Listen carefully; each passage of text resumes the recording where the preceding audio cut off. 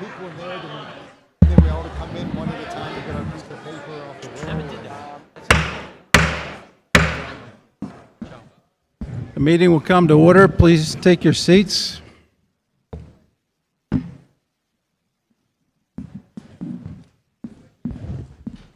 Thank you.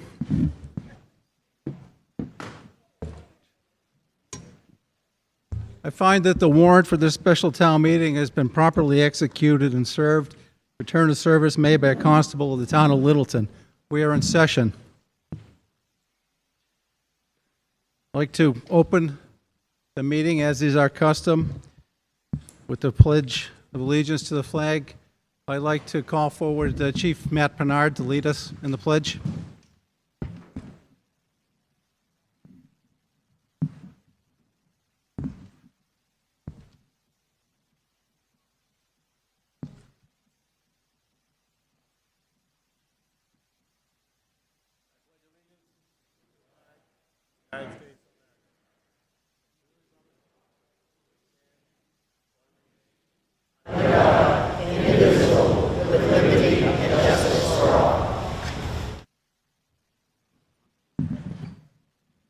Thank you, Chief.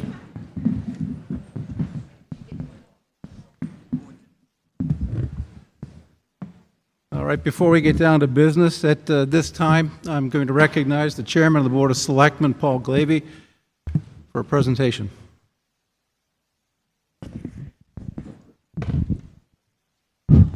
Thank you, Mr. Moderator. This is working. If I could, I would like to call up our Town Administrator, Keith Bergman, for his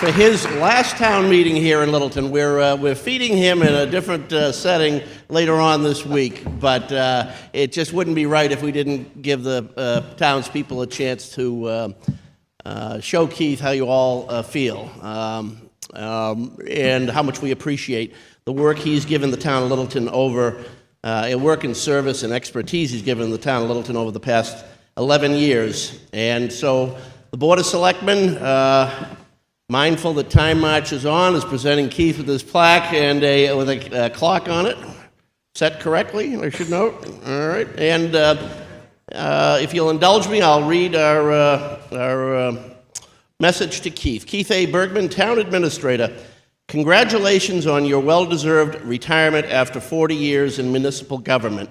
With sincere gratitude for the assistance, guidance, and outstanding leadership you've provided to the town of Littleton for the past 11 years. You set an admirable example to be followed in the future. If you do more and learn more, then you can become more. A good bow tie doesn't hurt either. Best wishes, the town of Littleton, 2018. Keith? Thank you.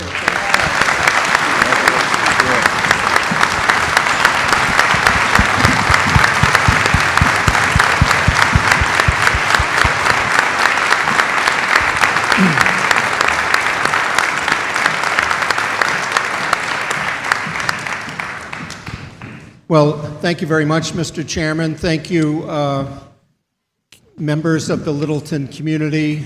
It's been a great privilege to be your town administrator, and it's been really the high point of a 40-year career in local government service. And I'm delighted that I got to know the community. I think we've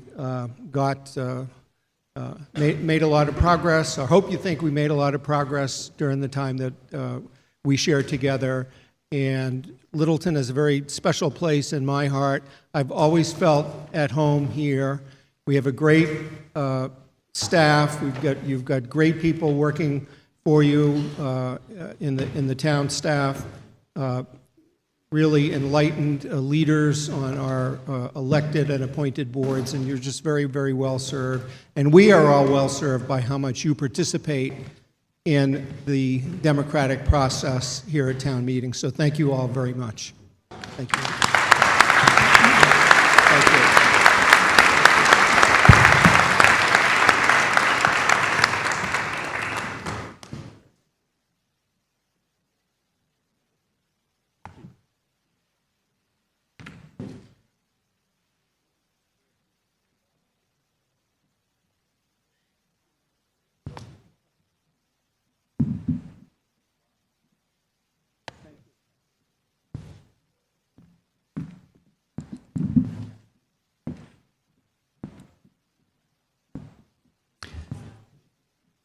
right, as the board taking their seats, just a few preliminary items before we get started. As you got checked in tonight, I hope you picked up a copy of the town meeting report or brought yours with you that you may have received in the mail.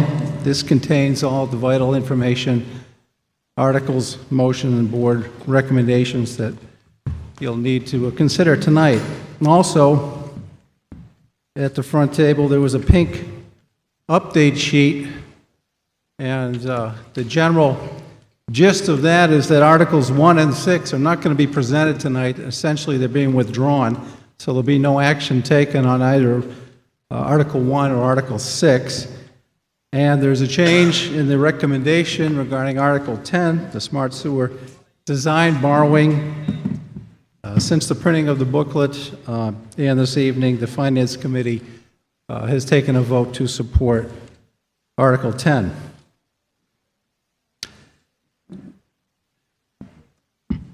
All right. Our guidelines are posted on the town website. They're really common sense. We expect people to be civil to one another. If you wish to speak, our practice is that you go to the microphone in the center of the room and be recognized by the moderator before you do speak. Please introduce yourself by name and address as it's being recorded. The meeting's being recorded for the official record. And now I will explain the procedure for the call of the articles. Now, we've been doing a consent agenda or a call of the articles for several town meetings in a row, but I am cognizant that at the annual town meeting, we may have gone a little bit faster than usual, and there were some complaints, rightly so, I think, that we did go a little bit fast. So the goal tonight is we'll continue that procedure, but I'll do it in a very deliberate way. As you know, there were 12 articles on the warrant. 2 have already been withdrawn, so we're dealing with a universe of 10 articles. Some of them fit the bill of being routine, non-controversial items, and if they can be dealt with in an expeditious fashion, it gives us more time for instance, Article 10, the smart sewer design borrowing article that I know a number of people wish to debate and speak upon. So the idea is that we deal with things that are pretty routine as a bundle, as a package, and that moves things along and helps us get to the rest of the warrant in good order. So if you've got your town meeting booklet, if you turn to page 3, I'm going to read through the list of articles, and as I read through them, if there's something there that you want to debate or you've got a question on, please put up your hand and say hold in a loud voice, and we'll come back to that and get your question answered and debate the article if that's what's necessary. Anything that is not held will be voted as part of the consent agenda, as part of that one up or down vote on the package of the articles. I'll tell you right now, I'm not going to include Article 10 in the package, just so no one gets nervous about that. We will be debating Article 10 in due course. So I'm going to read through the articles. As you can see, there'll be no motion offered on Article 1, bills of prior years. Article 2, FY 2019 budget amendments. Is there a hold on any of those? All right, Article 3, fund collective bargaining agreement. Is there a hold there? I didn't hear one. Article 4, local excise on retail sales of marijuana for adult use. There's a hold. There's a 3% excise tax proposed there. And Article 4 was held. Article 5, road acceptance, Foster Street, from Taylor Street to Harwood Avenue. Hold.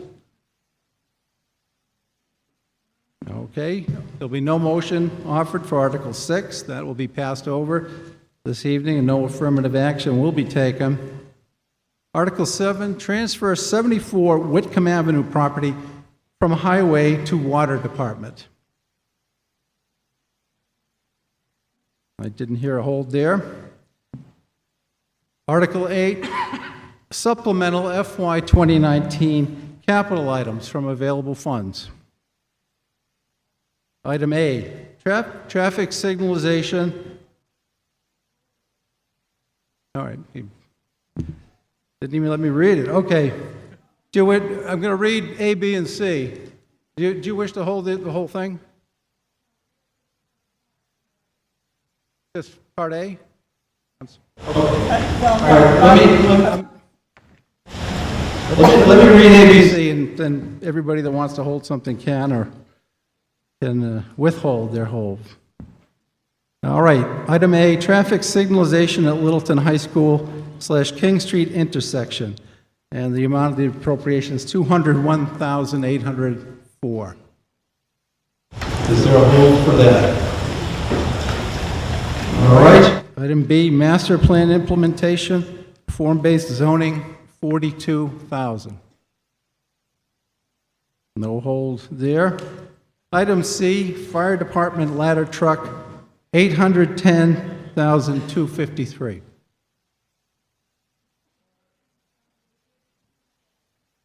I'm sorry, which, is there a hold on item C?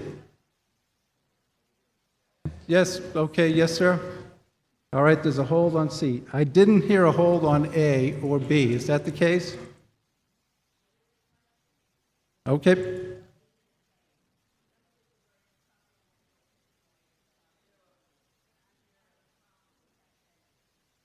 That it's a supplemental appropriation? We can get that question answered for you, certainly. We'll come back to that. Article 9, amend town bylaws, allow alcohol on town-owned property. Hold. Okay. And as I mentioned, we're not going to ask people about Article 10 this moment. Article 11, zoning amendment, amend accessory apartments bylaw. Hold. Article 12, zoning amendment, amend senior residential development bylaw. Is there a hold? Heard it? All right. All right, then to recap, there'll be no action taken on Article 1, with no hold on Articles 2 or 3. 4 and 5 were held. Article 6 won't be presented. No hold on 7, and a hold on Article 8, Part C, Fire Department ladder truck. And then a hold on 9, Town Bylaw Amendment, and then 11 and 12 were held as well, and we'll also be dealing with 10. All right, is that accurate? Yes, yes. If you're going to vote on one item of number 8, I think you need to answer her question about the supplemental FY 2019 capital items from the available funds. Yes. We are going to, if I could ask to that point, if the Finance Committee or the Finance Director could address what is meant by supplemental capital appropriation. Bonnie Fleck, Finance Director. It's supplemental in that we do our normal capital planning in the Springtown meeting, so this is supplemental to the 2019 capital plan spending. So they might be additional items that were maybe not considered because we didn't have the funding in the spring, or they might be supplemental to an existing item that might need additional funding. Okay, was that satisfactory? Or is there another question? If you... Yeah. It would be really helpful if you could come to a microphone to ask the question so others could hear it.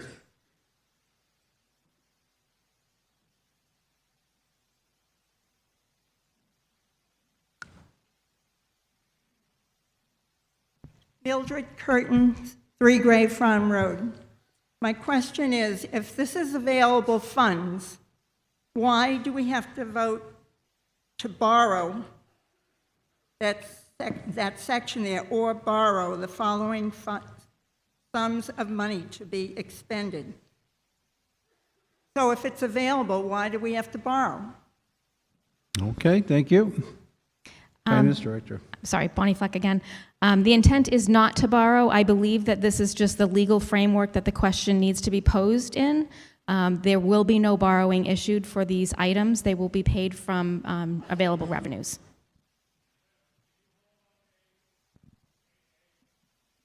Sure. Okay. So 8A is being held. So for Article 8, only Part B is not being held at this time. All right. If that's everything, if we could have a single affirmative motion to approve Articles 2, 3, 7, and 8, Part B, as written in the warrant.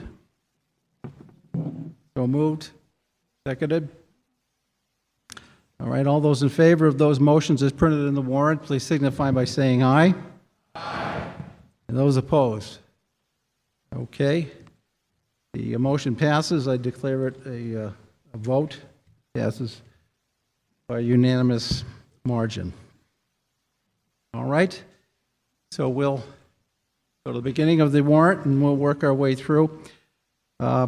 I should say, it's my intention this evening to use my prerogative as a moderator to take some matters out of order.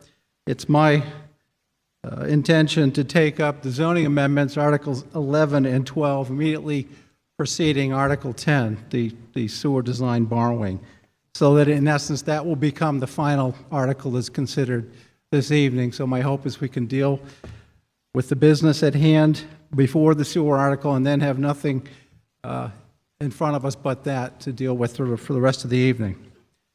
All right. Once again, Article 1, bills of prior years. There's no motion there, no affirmative action will be taken under that article. Please so record that, Madam Clerk. Articles 2 and 3 have been voted previously, which brings us to Article 4, local excise on retail sales marijuana. Let me get the motion for you. All right, it's moved and seconded by the Board of Selectmen that the town vote to approve Article 4 as printed in the warrant. So just as it's printed in front of you, the Finance Committee and the Board of Selectmen both support Article 4. Board of Selectmen have a presentation or explanation, rather. Thank you, Mr. Moderator. Chuck DeCoste, Board of Selectmen. Article 4 is brought before us. The May 2018 annual town meeting voted to approve an adult use marijuana zoning bylaw that would permit 20% of our package store licenses for adult use retail establishments. 20% of our 7 licenses comes to 1.4. The state decided that they would round up, so 1.4 rounds up to 2. So that's how we came to the number of 2 retail establishments for adult use marijuana. This article is a vote to accept Mass General Law, Chapter 64N, Section 3, to impose a 3% retail sales tax on adult use marijuana sales. Okay, thank you. Is there anyone who wishes to be heard regarding Article 4? Yes, ma'am. Good evening, Jenna Brownson, Harvard Road. How does the excise tax compare to excise tax on alcohol?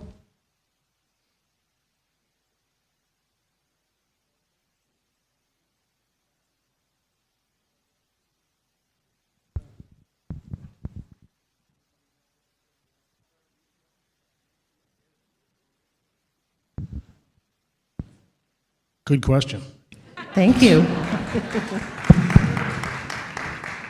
Mr. Moderator?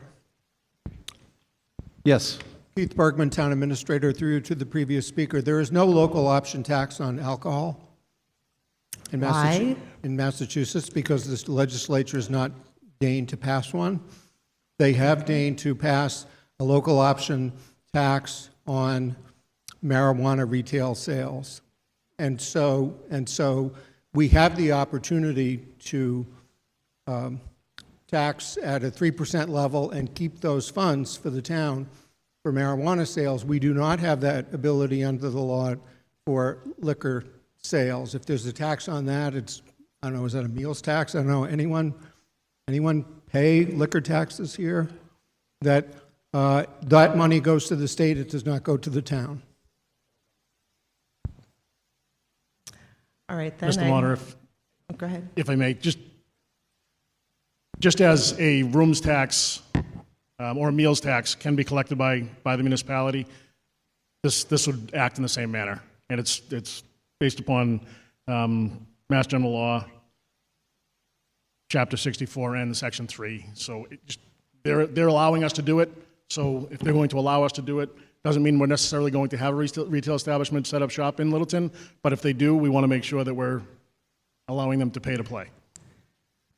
Mr. Moderator, through you to Town Council, would we be able to adopt a bylaw in Littleton to equally tax alcohol as we are now proposing to tax marijuana?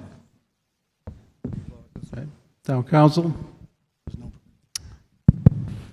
Tom Harrington, Town Council, through you, Mr. Moderator, to the previous speaker. I think the answer to that is no. We would need specific authorization from the legislature to adopt an excise tax on alcohol. Currently, they've only allowed the excise tax on marijuana sales. All right, then my comment is it just doesn't seem fair to tax one and not the other. Okay. Thank you. Yes, sir. Harvey Atkins, Newtown Road.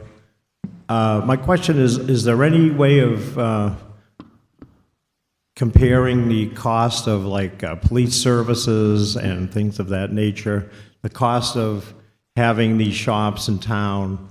Does it call for an extra police cruiser or an extra, is there any kind of a comparison kind of with liquor stores or anything? Is there like one cop, one liquor store or something to that effect, or just asking? Mr. Moderator? Yes, Town Administrator. Through you to the previous speaker, I can answer the question qualitatively but not quantitatively in this fashion.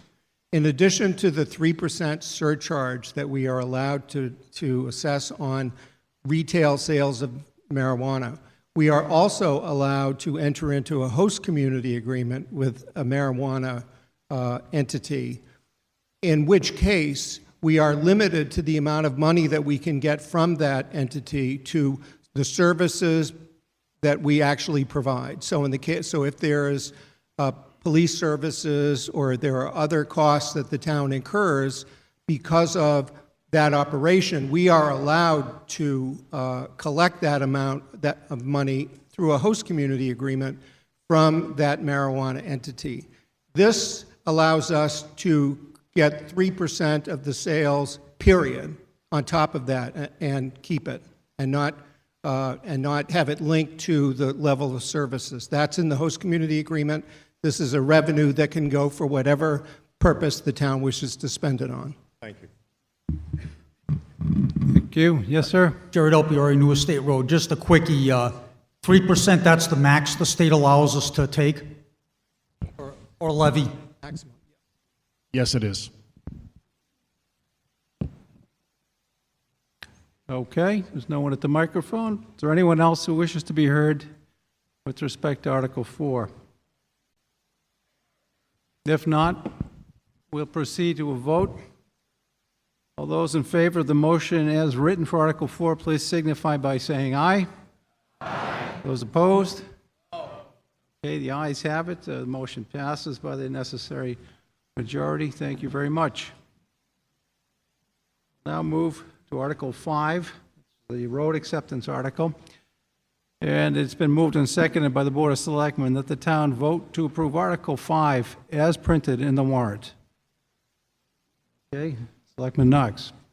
Mr. Moderator, and to the townspeople, we received a $3.6 million award from the state to work on Foster Street from Taylor Street down to Balsam Road.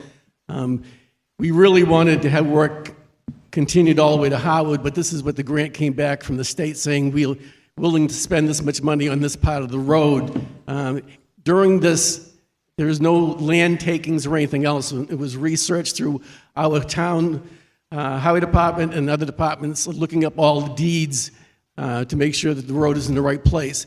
It has to be accepted. We thought it had been accepted a long time ago, dating all the way back to 1846, but it hasn't been. Much like New Estate Road happened a couple of years ago. So all we're looking for now is a vote of confirmation that we can accept this road so we can get the $3.6 million grant.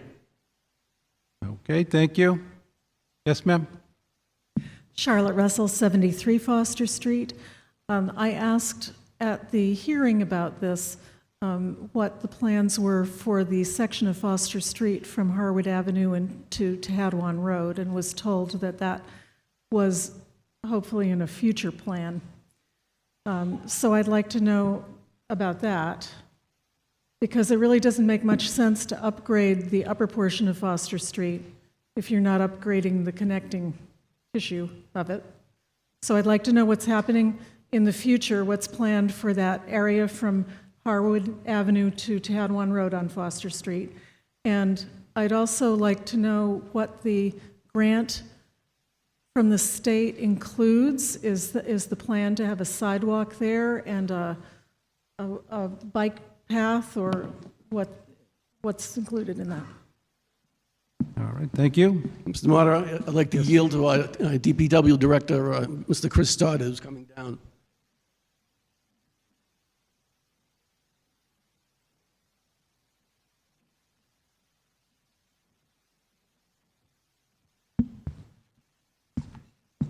Yeah, Chris Stoddard, DPW Director.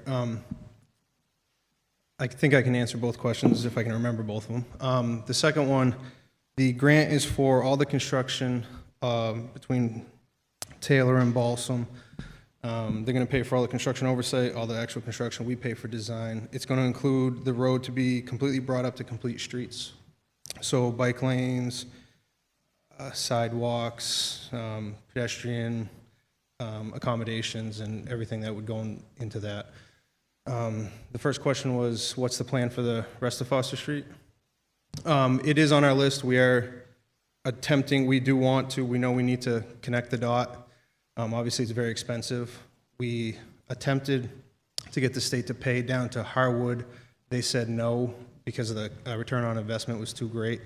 So we're going to look into doing it in-house, which will save us a little bit of money. We won't need to do sidewalks on both sides of the road.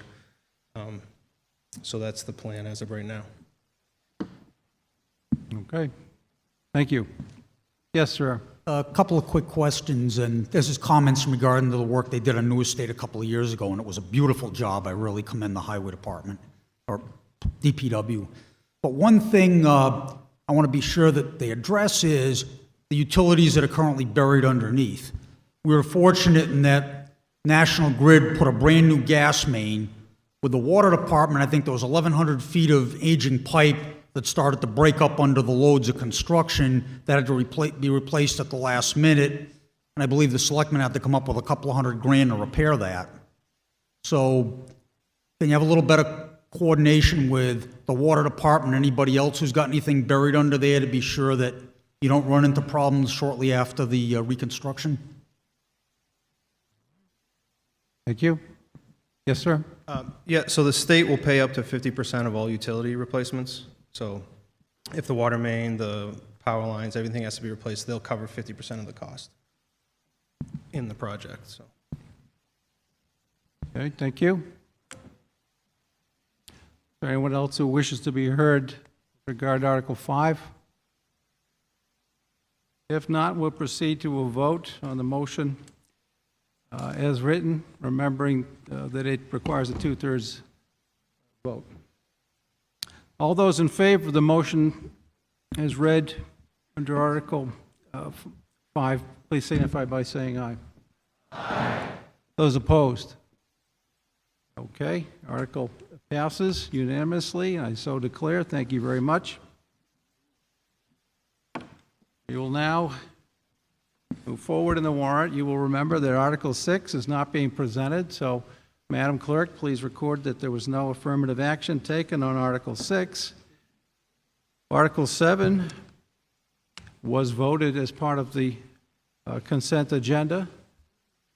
So we're now moving to Article 8.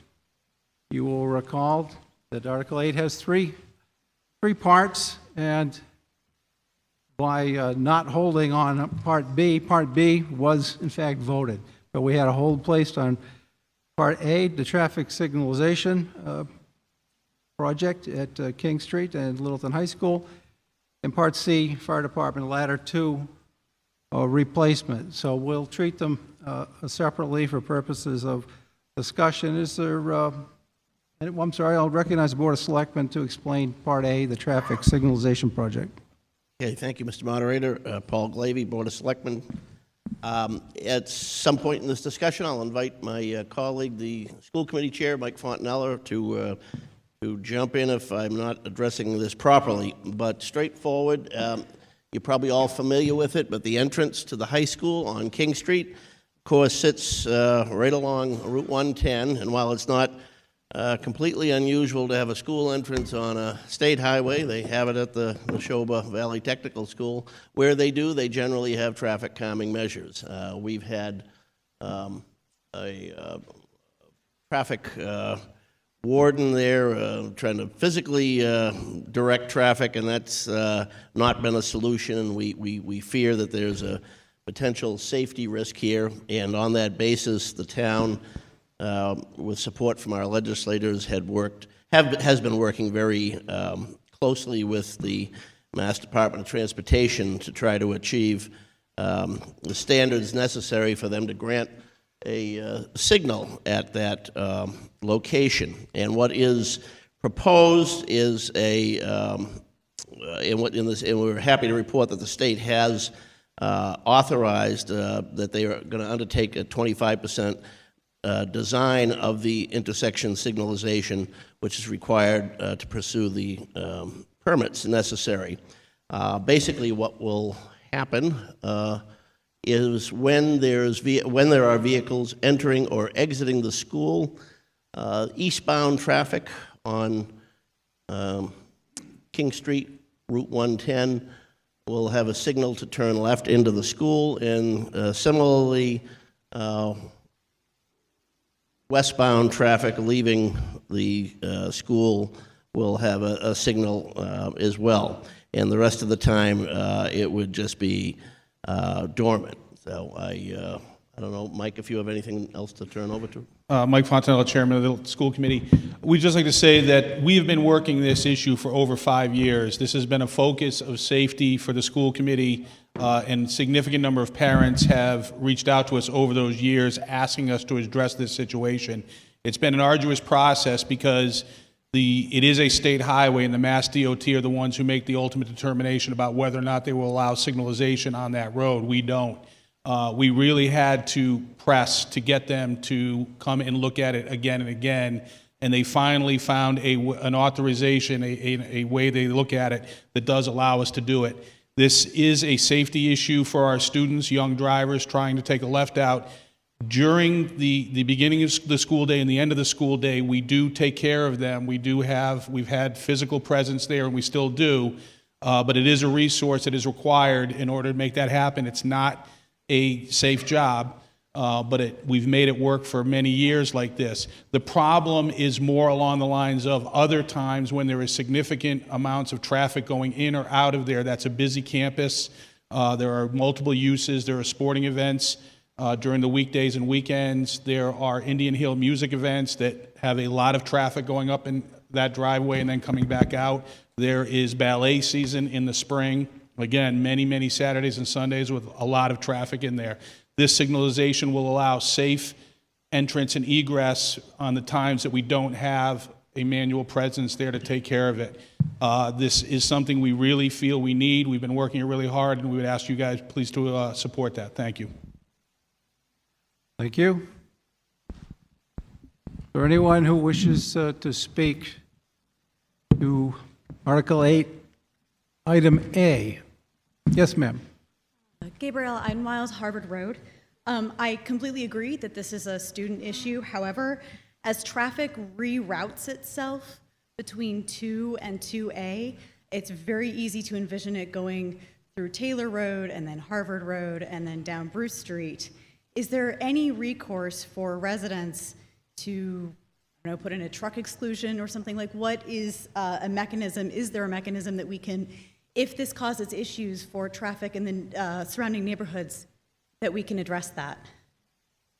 Okay, thank you. All right, Board of Selectmen.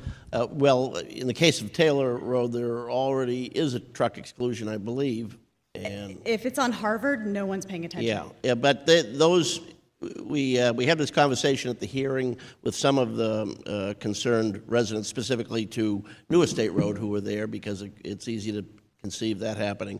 And if need be, there's a range of options, closing the road for anything but local traffic during certain periods of time that we promised we would look into.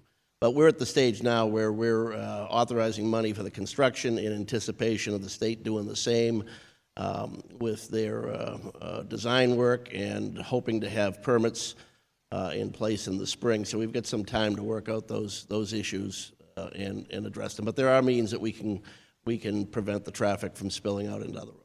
Thank you, Not Moderator. unlimited means, but means. Thank you very much. All right. Thank you. Yes, sir. Rob Houston, 20 Meeting House Road. So a question is whether this signal will be activated for pedestrian use as well when they cross that road or not. I don't know what's in the plans. The answer we're getting from our highway engineer is yes. Perfect. Thank you. Yes, sir. Jared Elpieri, New Estate Road, and the question is this going to help or make things worse trying to get onto 110 during rush hour, particularly in the morning, trying to take a left that's already pretty backed up? We shall see. On the one hand, we also do have a commitment from Mass Department of Transportation to revisit the whole range of traffic issues on that corridor, basically from 495 up to the airline or beyond that up to Carlton Circle. But we made a conscious decision, as did they, that notwithstanding other related traffic problems, this is too important not to do. Okay, thank you. Yes, sir. Hello, Tim. Jeff Bradbury, 50 King Street. I'm probably the one that's going to be the most impacted on this. I'm the one that puts out the Christmas tree lights and the green grass. 100% for it, because I've gone out there many times to push the button, walk out in the roadway to stop the traffic so high school students can cross. My only concern is, will you come back later on and address how it's working, like 2 or 3 months later, see maybe the timing of the signals have to be changed? Board of Selectmen. Yeah, in fact, not only would that logically be the right thing to do, but I'm informed that the state mandates that as well. So we will definitely do that. Thank you. Thank you. And good luck. Thank you. All right. Thank you. Anyone else that wishes to speak regarding Article 8, Item A? If not, we'll proceed to a vote. All those in favor of approving Item A as printed in the warrant, please signify by saying aye. Aye. Those opposed? Okay, the ayes have it. It passes unanimously. And please so record, Madam Clerk. Thank you very much. Part B was previously approved, which brings us to Article 8, Item C, Fire Department Ladder 2 Replacement. Once again, I'll turn to the Board of Selectmen for an explanation. Thank you, Mr. Moderator. For point of explanation, I missed the last meeting because I had a cold, so I got assigned all the complicated ones, including this one. Thank you, my colleagues.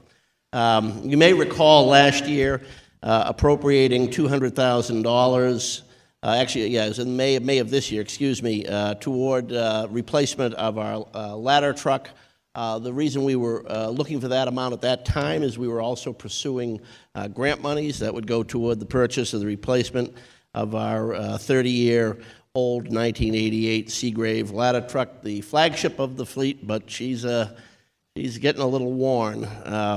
What has occurred since that time is not only the unfortunate news on the grant, but Chief Wodzinski, Fire Chief Wodzinski, as well as other members of his department, Deputy Chief Clancy and others, had the opportunity to explore purchasing a demo. And in fact, one of the demos from the company that makes it brought it to Littleton. It was here for a few days.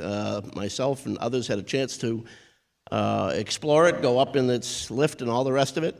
And the chief was satisfied enough with the demo being what we need that he is advocating that we take the option of buying one of the demos, and the companies that make them produce 2 or 3 each year to show to different towns across the country, and then sell them at a cheaper price than the custom models that are generally sold and what we generally buy.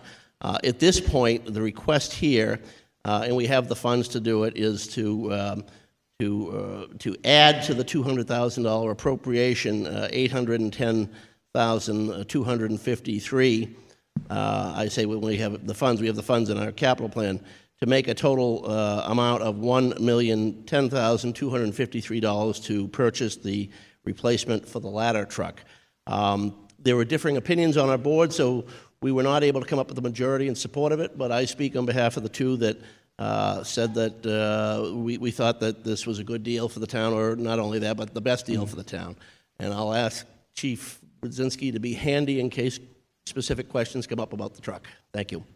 All right, thank you. Let me just read the motion to properly put it before the body.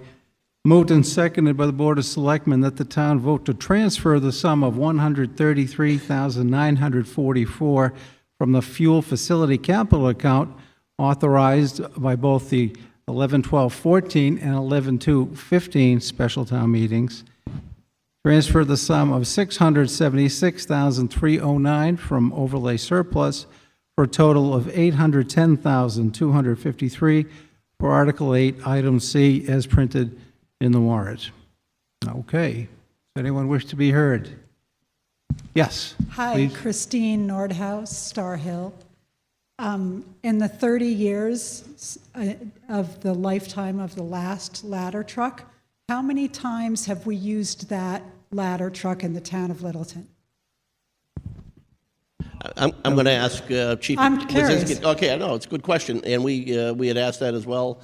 And I just asked Chief, there's bound to be more questions that are more pointed toward you than I, so I would ask you to come up here and, yeah. Gives everybody a chance to get a good look at you. Good evening.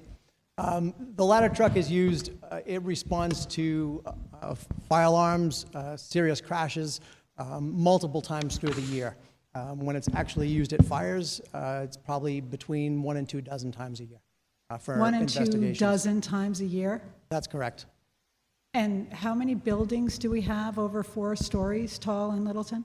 So when that ladder was actually purchased in 1988, it was purchased for supporting IBM, which is then digital, and the mill downtown. In addition to that, it could have been used for the large building at Middlesex. So it was actually purchased for 3 buildings. Today, we have a 4-story hotel. We have several 4-story apartment buildings at 15 Boxwood Drive, in addition to multiple large single-family residences across town. Yeah. So for this vehicle, well, let me back up. Back then, we were supporting $386 million worth of real estate in our community. Today, it's $1.75 billion. Okay. So 30 years later, we're looking for a piece of equipment that will support the growth of our community, and really, it's for the safety of our members, in addition to the safety of the public, so that we can go up on a 3rd, 4th floor and assist our seniors out, assist our handicapped. In these facilities, we have what is a safe haven on every floor because we have elevators in these larger buildings now, so there can be handicapped residents on every floor. Yeah. And this truck would allow us to safely, for the members and for the residents, conduct work when it's needed to be. Great, thanks. Thank you. Yes? Jenna Brownson, Harvard Road. With respect to the height, you just mentioned the hotel and some apartments and some big houses. At any time, was the hotel asked to contribute to something like this, or the 40B on Great Road, because they were building something that was so large? I would defer to the board on that.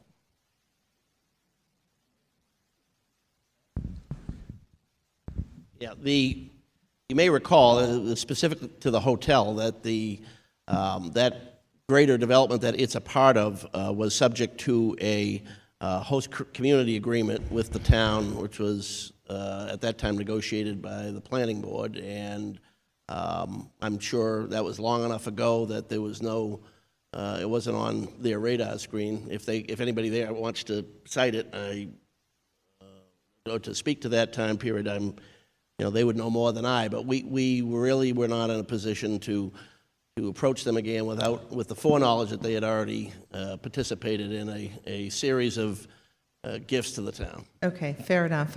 Just for a point of reference, it sounds like we're buying a floor model. Is that correct?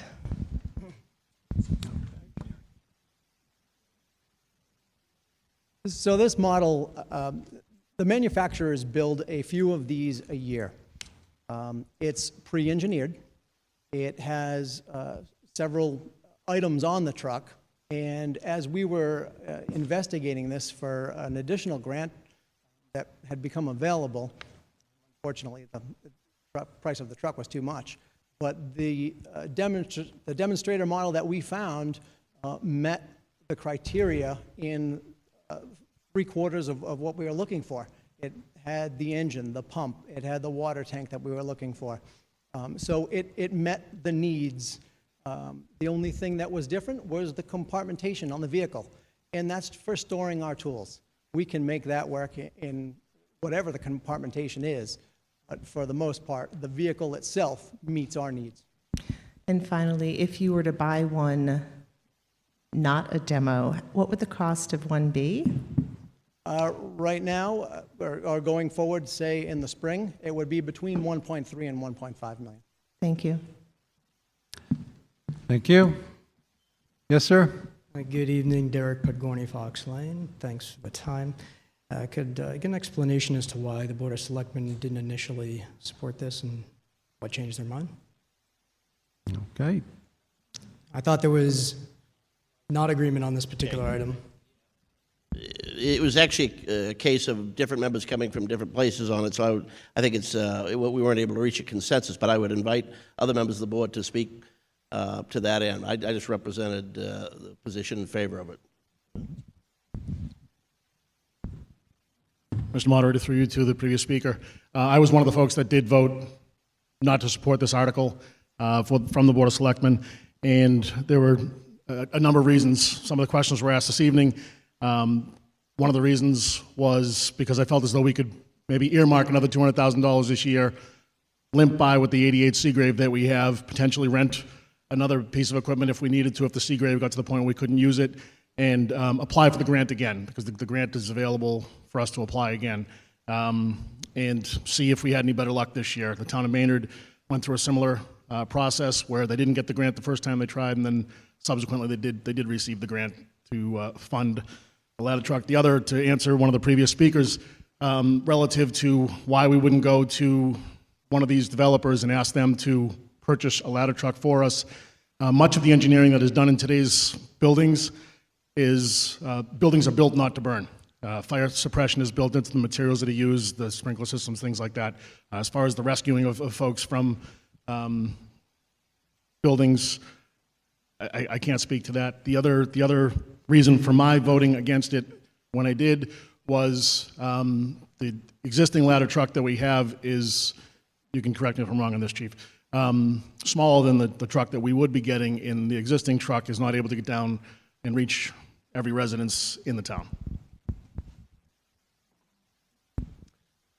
I did want to note one additional reason that I personally wasn't comfortable going forward, in addition to the reasons that Chuck mentioned, and that's that this capital item is being done outside of our typical capital planning process, which happens on the fiscal year as opposed to a supplemental budget here. So by doing that, what we're not doing is looking at the wide array of capital expenditures that the town needs to consider and simply putting this one in front here. And if it was simply a matter of, we knew that this was the number one priority and it's worth saving a couple $100,000, that's great. But as Chuck mentioned, there were a number of other reasons that added into that in my mind anyway, didn't warrant going forward outside of our typical capital program.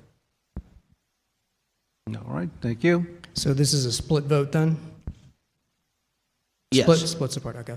So just out of curiosity, Chief, what is the ability for us to continue a maintenance program that will carry us forward? Because we've got a number of expenses we're going to be looking at this evening in particular. I'd like to have an appreciation for why we can't continue a maintenance program for the old tried and true ladder truck that we have today. So we currently do have a maintenance program. We upped the funding on the maintenance program.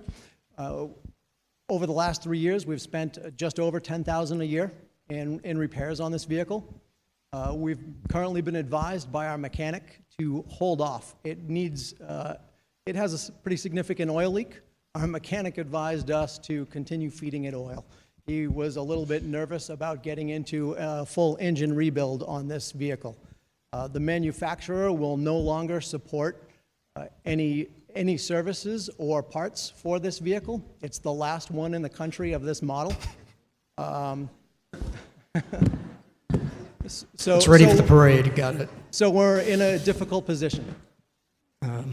Okay, thank you very much. Okay. Yes, sir? George Sanders, 672 Great Road. I think, for one, we need a ladder truck. And for two, I think the safety of every human being in this town is more important than us worrying about whether or not we're going to spend this for that. There isn't a town or city in the Commonwealth of Massachusetts that probably doesn't have a ladder truck. And I said to you, this ladder truck, we knew when we built the fire station, it was made known then that we were going to need to get a truck because this truck had been in repair for quite some time and it just wasn't going to last. They probably get rid of them more than 30 years. The truck, they get rid of them before then. We've been trying to keep stuff here that really is antiquated. And we need to update because we got more development going on in the town. And I said to you, whether each selectman approved it or disapproved it is irrelevant. We are the people, and we should be concerned about the people's needs in case they need to use that ladder. Thank you. Okay. Thank you. Just 1 second, Jerry. Let me, just a note to folks seated in the bleachers and the section closest to the check-in table. That section is for non-voters, so if we do come to the point of a counted vote, you're going to have to move toward the middle of the bleachers if you wish to be counted. Thank you. Yeah, a Yes, few sir. comments. I'm probably showing my age, but I seem to recall when the vote came up many moons ago, the question came up as to why you need a 101-foot truck or a 125-foot truck when you got a 40-foot building. And I believe the answer at that time was it's not just height, but you need enough reach to get out over structures. Secondly, I thought the state requires trucks 30 years and older to be retired. And thirdly, wasn't there an incident this past summer where a ladder truck gave way in Boston? And fortunately, nobody got hurt, but it was a very close call. And I'd be a little less concerned about an engine oil leak than something giving way in the hydraulics and a firefighter getting hurt or worse. Okay, thank you. Yes, sir? Sean Coffey, Grimes Lane. What's FinCom's stance on this? Finance Committee?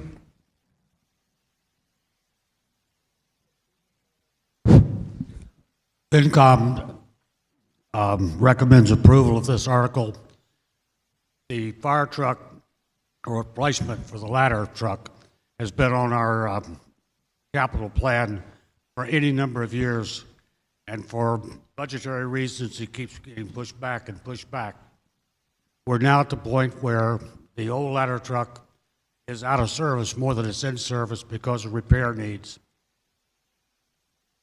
We have the opportunity to buy one now. If we approve it tonight, the chief gets on the phone tomorrow and calls the company and says, we'll take it. When it comes off the assembly line, we have a truck. If we wait until fall town or Springtown meeting, we'll then order a truck, but it'll be an 18-month wait to be built. So while we have the money, I think we should do it now. Thank you. Thank you. Okay. Yes, sir. Peter Scott, Scott Road. The planning board does not enter into host community agreements. It is the selectmen that do that. Okay, yes, sir. My name is Gino Ferraroni, 26 Harvard Avenue. I can see what the chief is going through. Geez, I thought I had an antique. His truck is even worse than my car. Come on, you guys. If you can afford $1 million for the turf at the high school, this is very important. And if it doesn't go through, put on a ballot. Let the 2,700 people vote for it. Have a good night. Okay, thank you. All right, I think there's no one in line at the moment, so I think we'll proceed to a vote on Article 8, Item C. Requires a majority vote. All those in favor of the motion as read for Article 8, Item C, and as printed in the warrant, please signify by saying aye. Aye. Those opposed? Okay, the ayes have it. It passes by the necessary majority. And I so declare. Thank you very much. We'll now move on to Article 9, a proposed bylaw amendment regarding allowing alcohol on town-owned property. You'll see that Board of Selectmen supports Article 9. The change to the bylaw is in the last 5 or so lines that are in italics. For those of you that are interested, I'll now recognize Selectman Napoli of the Board of Selectmen for the presentation. Yes. Thank you, Mr. Moderator. So Article 9 is to see if the town will vote to amend the town code to allow the consumption of alcohol on town-owned property. This article is being presented tonight at the request of the Littleton Athletic Booster Association, the Friends of the Reuben Hoare Library, as well as the Department of Parks and Recreation and Community Education that came to us and requested that we amend this bylaw to provide them with more avenues for fundraising and other events that can be held on town-owned property wherein we might be able to serve alcohol. And it's also another avenue for us to be able to partner with local businesses and kind of build an affiliation between organizations in town. I want to emphasize in this article that the language states that Article 9 would amend the town bylaws to allow consumption of alcohol on certain town-owned properties with the approval of the board in charge of that property and the issuance of a one-day liquor license by the Board of Selectmen. There is going to be a vetting process for requests for this purpose. It's not going to be an unmonitored system. So I just wanted to make that clear to anyone that might have any concerns. Thank you. All right, thank you. All All right, is there anyone who wishes to speak regarding Article 9? Yes, ma'am.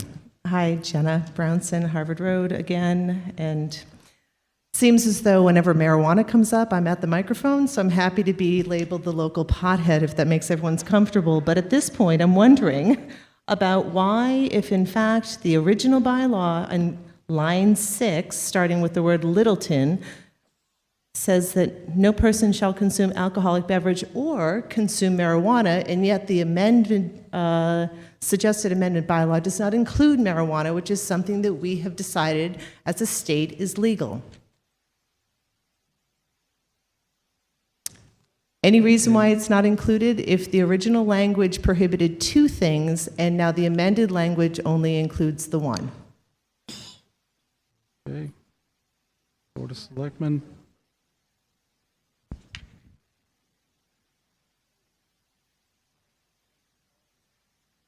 All right. All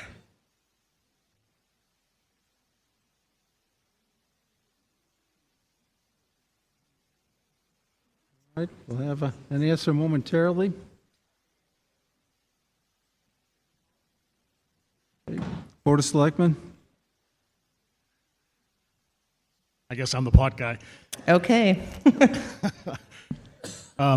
It was strictly a policy decision. We had some requests to have alcohol served on town property, and that's how we addressed this particular offer. And we have not had any requests for marijuana on town-owned property. The other thing that I will say, and this is me, Chuck DeCoste, as resident of Newtown Road, not as a member of the Board of Selectmen, the Cannabis Control Commission is pretty stringent about where marijuana can be sold, who can sell it, and would have to probably have a totally different policy conversation in order for us to go down that road with this, to add that to this bylaw. Okay, all I got for you, so Jenna. then I'd like to make a motion to amend it to include alcohol or THC. Oh, good to hear. Okay. It's legal. We treat this drug like it's some sort of something that causes us to crash our cars. If people use it, they tend to drive super slowly, and they're just trying to get Fritos. Okay. It's really silly that we're treating this like it's, heroin. It's a plant. It grows out of the ground, and it does not oftentimes cause huge problems. Okay, So I'm could we asking get that the motion be amended to include alcohol and THC-based products. Okay, could we get that amendment in writing, just so that we know where the language would be amended? We'll give you, some time to do that before we move forward. I just want to recognize the school committee briefly. Mr. Fontanella had a comment. Thank you, Mr. Moderator. The school committee has not had a formal debate about this particular article, but we did have a discussion, and we wanted to make sure that we got clarification from the selectmen and council that if it does pass, the school committee is still the final decision maker on any temporary liquor licenses and consumption of alcohol on any school property, fields, or buildings. So if it does pass, and somebody asks if they can have a temporary liquor license in a school building or on a school field, the school committee would be the determiners of that liquor license, not the Board of Selectmen. Thank you. Okay, thank you. Yes, sir. Moderator George Sanders, 672 Great Road. I haven't had no meeting with anybody about it, but I'm smart enough and know enough to the fact that I don't think the town should be getting in the liquor business, because now if something happens to someone, who's going to control how much is who's going to drink and et cetera? So if somebody goes out there and get killed or kill somebody, they're going to end up coming right back, and you need to think about this. They're going to come right back to the facility where this happened, and then they're going to be drawn into the lawsuit, and that means that the town will be put into an awkward position because they authorized them to do it, and now the taxpayers got lawsuits on their hand because we went out here and changed something that was good. We don't have it on the premise now. We shouldn't have it on the premise. There's enough place in this town that people can go and drink liquor. And I said for you to bring it onto the school properties or any other property in this town is wrong, because you're putting us at risk for lawsuits. You're griping about getting a fire truck. You ain't seen nothing yet. If you get into a lawsuit, somebody get killed, they're going to come right back at you. Thank you. Okay. Thank you. Yes, ma'am. Gabrielle Eidenwild, Harvard Road. May I speak through you to the previous speaker or address some of the things you just brought up? Do you wish to make a comment? Yes, please. Yeah, it has to Just be very addressed through me. briefly, Very briefly, the idea that there are enough places to drink liquor in the town, that's part of the reason we're trying to revitalize the Common, is to get more restaurants and event spaces.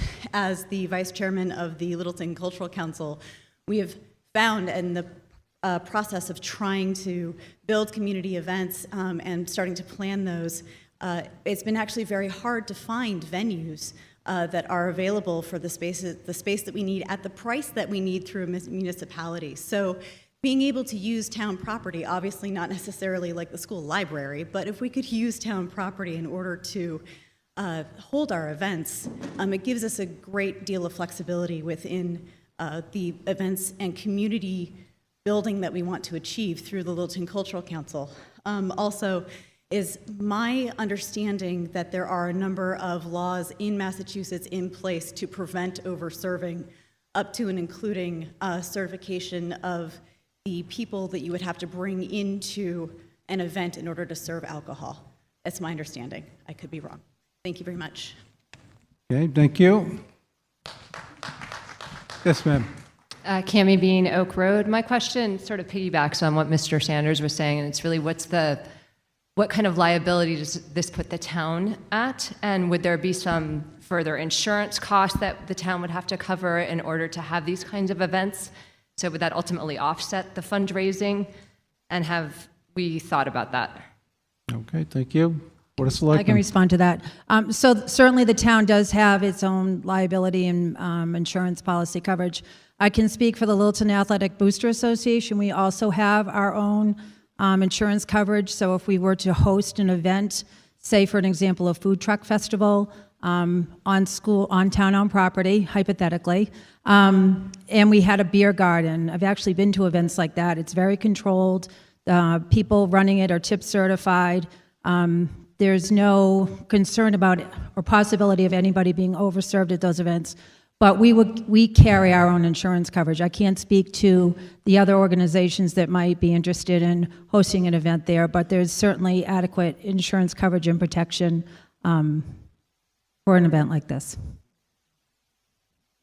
One other comment there. In order to get a liquor license from the Board of Selectmen, the applicant needs to provide an insurance policy for the day of that event. And so there's a significant amount of coverage, and that's the existing policy, regardless right now of whether that's on town-owned property or otherwise. Right now, the Board of Selectmen grants one-day liquor licenses for events exactly like this and requires a number of requirements. In fact, I think the most recent one was at the Littleton Community Farm, which, you know, it's not a simple process to go through and serve alcohol.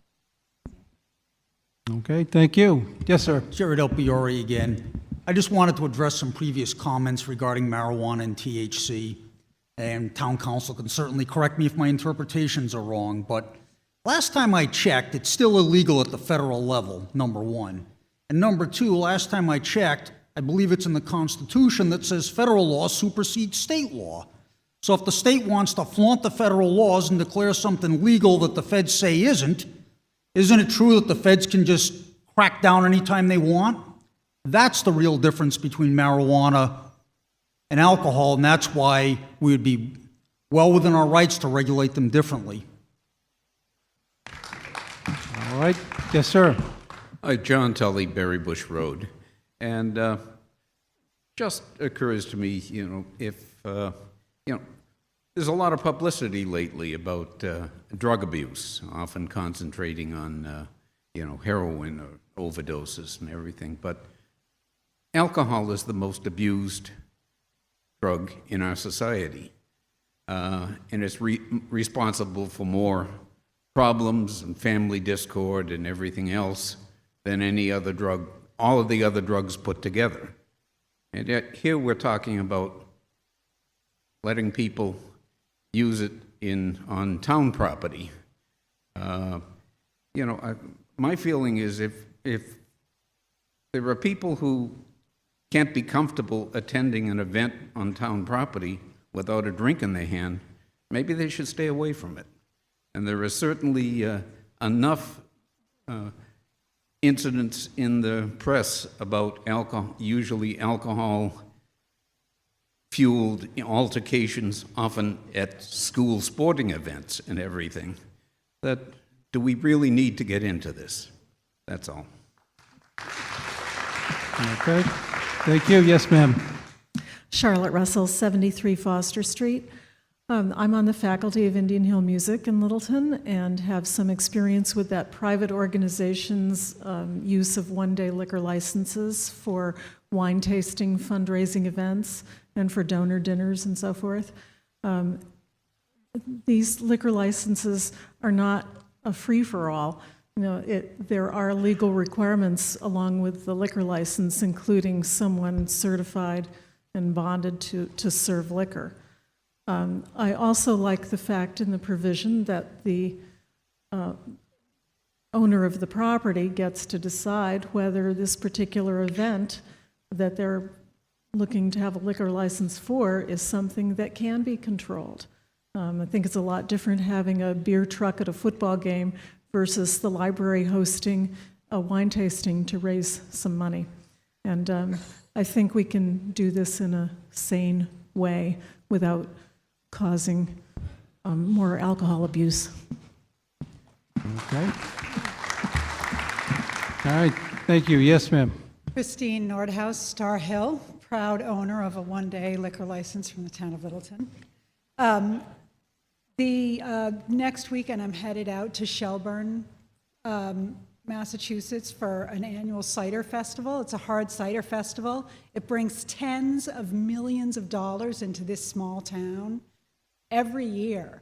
And locals and national and international cider manufacturers come to this event. This is an economic opportunity for Littleton. Not only could we have alcohol on town-owned properties to support our local nonprofits and civic organizations, we could really help our local economy by allowing this. And I think it would be silly for us to look at antiquated prohibition as a reason not to serve alcohol on town-owned properties. There are protections in place. We had to buy tons of insurance and have tip certified people on hand and a police presence at our event, and it was a success. It's doable and it's controllable, and it would be great for the town if we had this opportunity. All right. Thank you. Yes, sir. Mark Rambacher, 205 Hartwell Avenue, and I'm one of the trustees for the library in town, and one of the ones that mentioned this issue to Cindy before. The library is the fundraising group is getting ready to hold an event this weekend at the Orange Door Kitchen. We would have loved to hold that event at the library or in town, but it's a wine tasting and there's no venue in town that the library could afford or host it at. Other libraries in the state hold like art openings and serve wine, and they're these huge fundraisers for the libraries. We're not able to do any of that. So from the library's perspective, we want to be able to hold events where there's controlled alcohol, someone that's tip certified could come in and serve, and we could use these as fundraiser to offset some of the costs to the town for materials or a new library or things like that. So that's speaking as myself, not as a library trustee, but we'd really love to be able to do events like that. Thank you. Thank you. Yes, ma'am. Trina Miller, 176 Russell Street. I have a couple of comments related to the potential amendment that Ms. Brownson is suggesting. First of all, I'm wondering if there's something analogous to the tip If I could just interrupt for a moment. My understanding is that... Okay, I don't have any comments. Okay. Thanks. All right. Yes, ma'am. Hello, Alicia Day. I am the Director for Parks and Recreation, and I'm also a resident here in Littleton. So I wanted to piggyback on Mark Rombacher's statement for Parks and Recreation as well. We have some very large projects that are coming up in town that we need to be able to put funds towards. And to be able to have this extra ability to have fundraising for some of these other departments where we may not be able to get, whether it be capital funding or get our whole budgets funded. These are excellent ways for us to be able to create that funding in a different way. And as has been said before, there's many different towns across Massachusetts. Nationally, not just here in Massachusetts, but a lot of these events are held. They are done in a very concise manner, worked with the police departments, and it is something that it's always been, successful to have these programs go through. So, thank you. Okay, thank you. All right, seeing no one in line at the microphone, I think we're ready for a vote on Article 9, and this is a general bylaw amendment. So keep in mind it requires a majority vote, a simple majority. All right. Been moved and seconded by the Board of Selectmen that the town vote to approve Article 9 as printed in the warrant. All those in favor, please signify by saying aye. Aye. Those opposed? Okay, the ayes have it. It passes by the necessary majority, and I so declare. Thank you. All right. As I stated earlier, the next article would be Article 10, but I'm proposing a change in the batting order so that we deal with the two zoning amendments first, and then, well, it's really my call. I'm telling you what I'm doing. It's just, but we're going to handle both of Article 11 and Article 12 first, hopefully with some dispatch, and then we'll have the balance of the evening to discuss Article 10, the smart sewer design funding.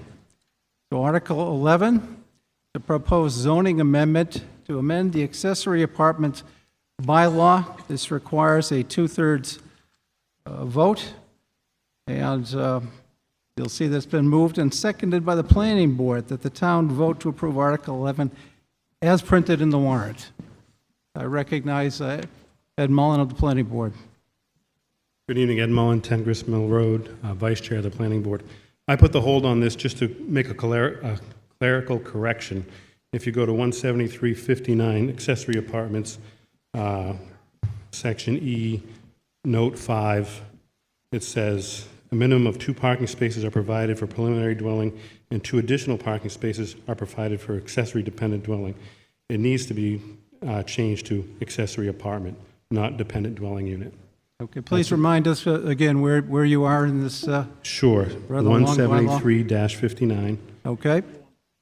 Section E. Section E. Note 5. Okay. Remove accessory dependent dwelling unit and add an apartment, accessory apartment.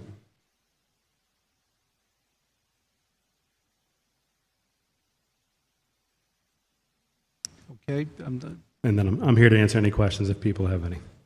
All right. Did everyone catch the amendment that Mr. Mullen described? Okay. Yes, ma'am. Go ahead. Cheryl Gould, 80 Tehedawon Road, Littleton. First of all, I commend the building inspector and the planning board, and a little nod to the zoning board too. We've been dealing with this bylaw for over a year now and have discovered some things that could make it better, and I think this amendment makes it better. But in the same vein as Ed's comments, I'd like to propose clerical change to the following. In 17358C, there shall be no more than one. That should say accessory dependent dwelling unit, to be consistent, because this whole section is accessory dependent dwelling unit. On the next page, in 17359D, the same change. This should say there shall be no more than one accessory apartment per lot, because this section is dealing with accessory apartments. And in 17360C, that should say, there shall be no more than one detached accessory apartment. And that just makes it easier for an applicant to follow and the board to deal with. Okay, could I have the first change that you noted? Yes. It's 17358C should read, there shall be no more than one accessory dependent dwelling unit. And then on 17359D, it should read, there shall be no more than one accessory apartment unit per lot. Okay. And then on 17360C, it should read, there shall be no more than one detached accessory apartment per lot. Okay, thank you. I'll take those all as amendments to the text as presented. It's been moved. Did I hear a second on those? And then I'll describe them. Okay. Page 20 in your booklet, section 173-58, item C, there shall be no more than one accessory dependent dwelling unit per lot. The next change is in 173-59, section D, there shall be no more than one accessory apartment. So strike dwelling unit there. Also in 173-59, section E, and item 5, small Roman numerals. In the middle of that paragraph, 2 additional parking spaces are provided for the accessory, and it should say accessory apartment, and strike dependent dwelling unit. And then in 173-60, in item C, there shall be no more than one detached accessory apartment instead of accessory dwelling unit per lot. Okay.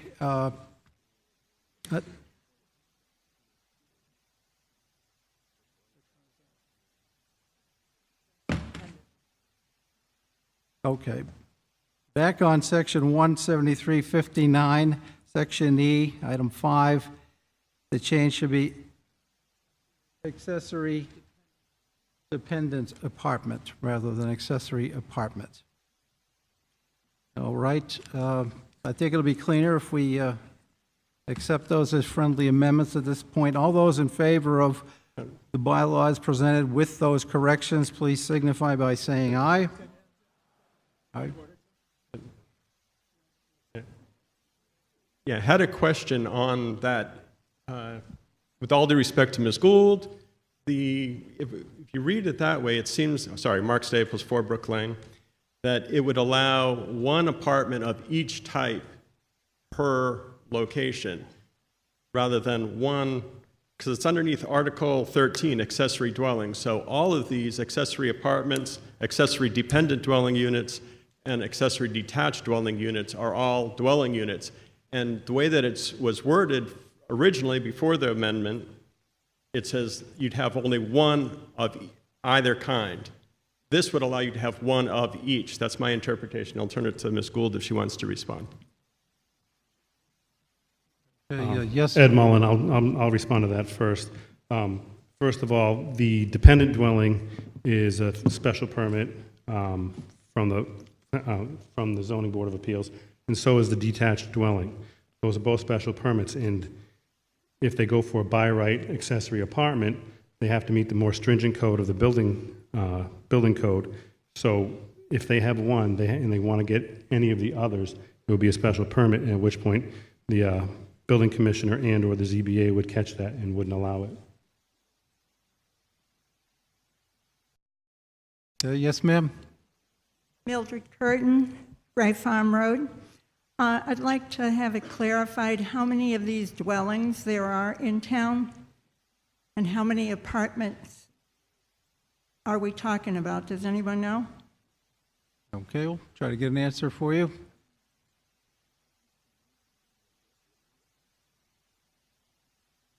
Yeah, well, I was going to try to get an answer to this woman's question before. Does anyone have an answer to how many such units are there currently? All right, Mr. Mullen again. Sorry, I had to check with the town planner. This bylaw is created to create new dwelling units. It's not to look back at existing ones. I do believe that the original dependent dwelling bylaw, they did keep a record because they had a 3-year look back on them. It's a good question for the building commissioner. So. Okay.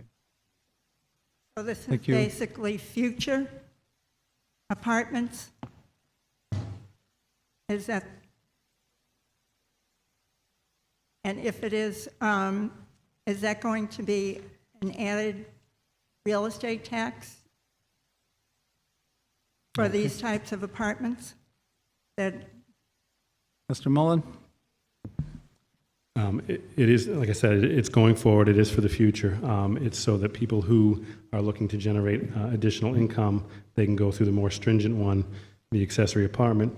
If they're looking to take care of a dependent family member, they can go through the less stringent one, the dependent dwelling unit, which in that case, it's a special permit with a 3-year look back by the building commissioner.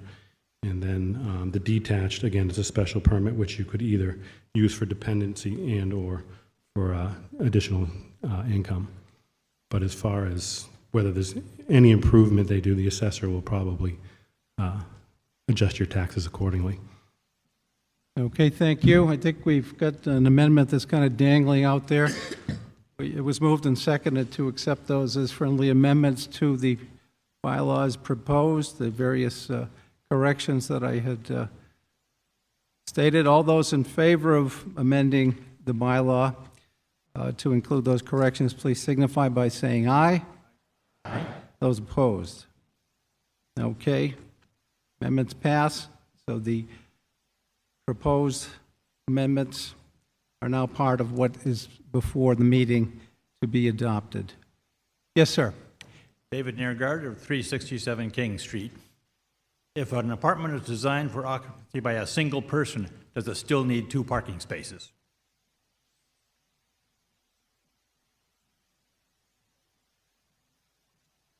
Okay. I'll try to get an answer for you. Yes. Mr. The Mullen? answer is yes, because even if it's a single 1-bedroom, there still could be 2 occupants in the unit. 2 people can sleep in a single bed.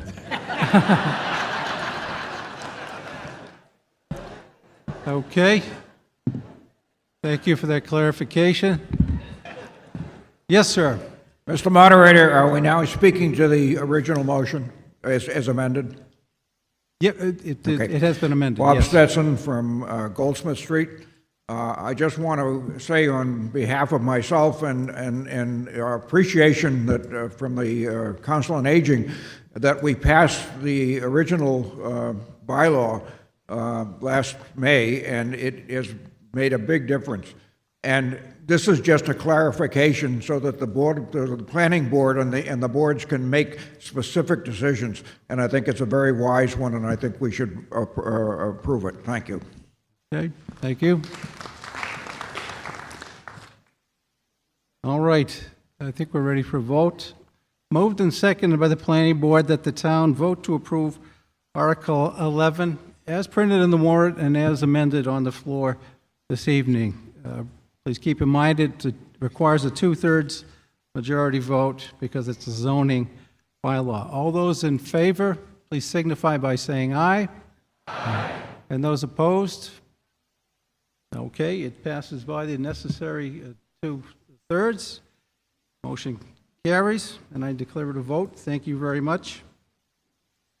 We'll now move forward to Article 12, which again is a proposed zoning amendment regarding the senior residential development bylaw. And it's been moved and seconded by the planning board that the town vote to approve Article 12 as printed in your warrant. Okay? Recognize Ms. Houston, the planning board. Yes, Anna Houston, Planning Board. Article 12 amends the senior residential development zoning bylaw approved by Article 5 of the October 30th, 2017 special town meeting. And the intention, similar to the previous article, is to improve this bylaw and strengthen it so that we get the type of housing that we want in Littleton for our seniors. There is no formal presentation, but if there are questions, we can take. Okay, thank you. For anyone who wishes to be heard regarding Article 12, proposed zoning amendment to amend the senior residential development bylaw. Yes, ma'am. Curtin, Gray Farm Road. I was concerned with H, where you're changing the housing number for affordables to 50%. And the concern is that you know that if you're going to put 50% affordable, which you don't even know if there are people in town that can pay the $187,000 a unit. You don't even know that they're going to have even 20 or 10%. That the burden is going to be on the people who are middle income that are buying the other units, and I don't think you're going to outprice the property by making it that high. Okay. Question. Thank you. So in the slides that were provided, if you could go to slide number 5, that would be helpful.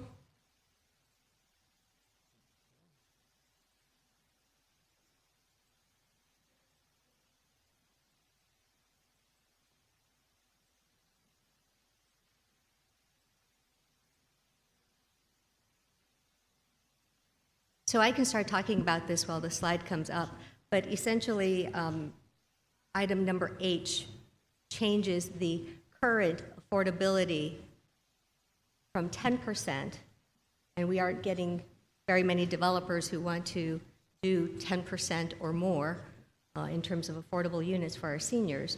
So we decided that we should put it in black and white and actually identify that we want to be able to have, for any development, 25 to 50% of affordable units. So on this slide, you can actually read the way that it is stated. At least 50% of the dwelling units shall be affordable housing ranging from 60 to 150% of AMI, which is area median income, and the mix of affordability range of these units shall be at the discretion of the planning board. So the reason that we are doing this is to make it more affordable for that middle market. So I put some figures in there for everyone to take a look at. So this makes it affordable for low-income and moderate-income seniors. So if there is a household with an income that is one person in the household with an income of approximately $45,000 to $113,000, that's the income range that we're talking about for whom these homes are intended. Likewise, if there is a two-person household, that household income would be between $52,000 and $129,000. This bylaw right now has brought in a couple of applicants, and those homes are, the proposed pricing is geared toward market rate. We really need some housing for our middle market seniors, and so this particular change in the bylaw allows us to do that. And so homes in this range, up to that 150% level, the folks making the highest income would technically be able to, quote, afford a home, $377,000. If there's a single person in the household, two-person household, up to $435,000.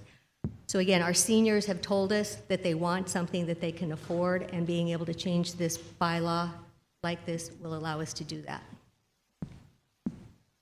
Okay, thank you. Yes, sir. George Sanders, 672 Gray Road. I'd like to commend the planning board for the effort they put into this amendment to this bylaw. I watched it on television, and a lot of time has been put into the amendment.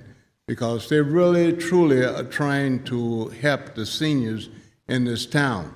And where we get these contractors, developers that come in, they need a little bit more, because I remember on one of the case, the guy we saying 10, and they offered, well, what about 20? And the guy was jumped at. He said, yeah, I'll give you 20% if you can give me this and do that. So I think the flexibility here is that when this thing was written, it didn't take all that into consideration. After they had an opportunity to work this and look at it and see what's going on, they come to find out that we need to adjust this for the betterment of the town. And I commend them. Thank you. Okay. Thank you. Yes, sir. Jared Alpieri again. One of my concerns with this is, right from the start, this whole bylaw has opened up the town to high-density development. You know, no matter how you spin it, it's high-density development. And builders, being builders, want to maximize their return on investment. So of course the maximum amount of property goes at market rate. Now you put a heavy affordability burden, how are they going to maximize their investment? Push the density to the max. It seems like we're kind of caught in this catch-22 or mess that, yes, you can restrict a large quantity of the property to affordable, but you may pay for it in higher density, or they're not going to build it and just go conventional. I just hope that the economics do work. All right. Thank you, sir. Yes, ma'am. Jen Stack, 40 Bulkley Road. I just have a question because the text as in the warrant does not match the text that's up on the screen. And I'm just wondering if we can get some clarification on that from someone. Okay. Specifically where? So specifically in the warrant, it says 50%, and that text says at least 50%, provided the planning board may reduce the required number of affordable units to not less than 25% is not in there. So I'm just wondering which one we're talking about.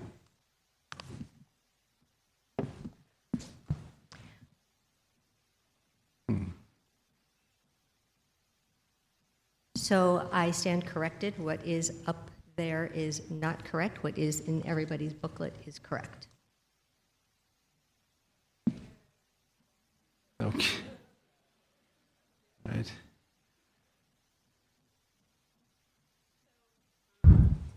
Sorry, still Jen Stack. So then what is the distinction between at least 50% and 50% for purposes of planning? And then what is the not less than 25%? Can you just clarify those numbers a little bit and how that plays out when we're awarding permits to people who want to build in our town?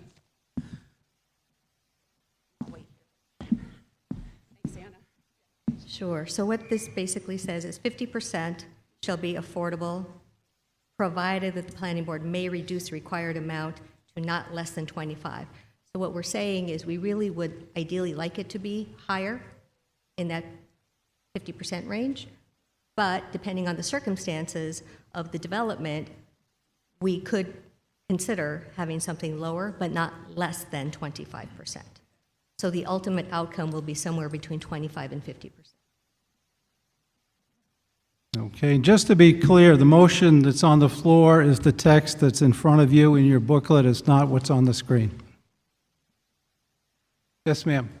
Hi, Cami Bean, Oak Road. I may be asking the obvious, but I think it's good to bring this up, and it kind of piggybacks on what Jerry was talking about with regard to high-density housing. And recently, right after this passed, there was the Cricket Lane high-density housing that was getting pushed through. That's not my neighborhood, but I know there were a lot of people that were very concerned about that kind of neighborhood going in and whether or not that would support and serve the seniors. And so is the intention of 2 here, 2.4, which is that site within such proximity to the village common business district. So are you now restricting, is the intent here to restrict this kind of high density to the common area? So being able to provide seniors, and if we could please move to slide number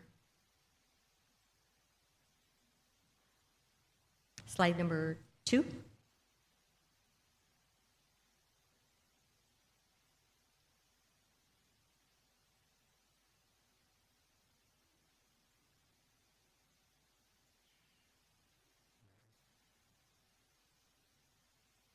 Is that the slide you're looking for, or? Yes, slide number okay. 2 is the one I'm looking for. That's number 6 still.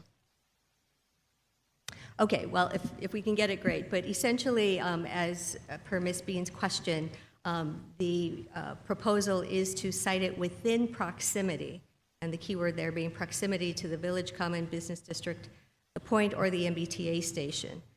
And the reason for that is because there have been studies done around what type of environments are good for seniors.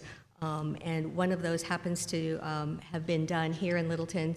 The Littleton Housing Production Plan talked about a lot of housing information, and one of which specifically talks about resisting the opportunity to locate senior-focused housing in isolated locations. And then there are references as well in our master plan about allowing greater density near the train, common, and commercial areas, and integrating housing at the point. So that all provides us direction. In light of residents saying, I don't want senior housing here, I don't want density housing here, well then, if not there, then where? And so being able to provide the answer, if you will, about where we could potentially locate housing, where it makes sense, where we already have density, and most importantly, where seniors have the opportunity to have community activities that are going on, where they can walk, having services right there within their walking distance as well. So that is the reason for having the change. Okay, thank you. Yes, ma'am. Gabrielle Eidenwild. I just actually wanted to clarify what you were saying. So I just wanted to clarify that this is this actually a restriction to these sites, or is it a All questions through the moderator, please. We can't Mr. do the Moderator. one-on-one thing. I am so sorry, Mr. Moderator. That's okay. I just wanted to double check that is this a restriction to those areas, or a selection criteria in which the planning board would offer, this would help with the selection and the permit process? Okay. I'm unclear. The use restriction has come up, and so yes, we are citing senior residential housing in those areas. That is what we are requesting. Okay, yes, sir. Hello, Paul Tokmakian, 32 Lawrence Street. A couple of points of clarification. What do you mean by what is meant by the term proximity to those locations we've been talking about before? How specific is that? Secondly,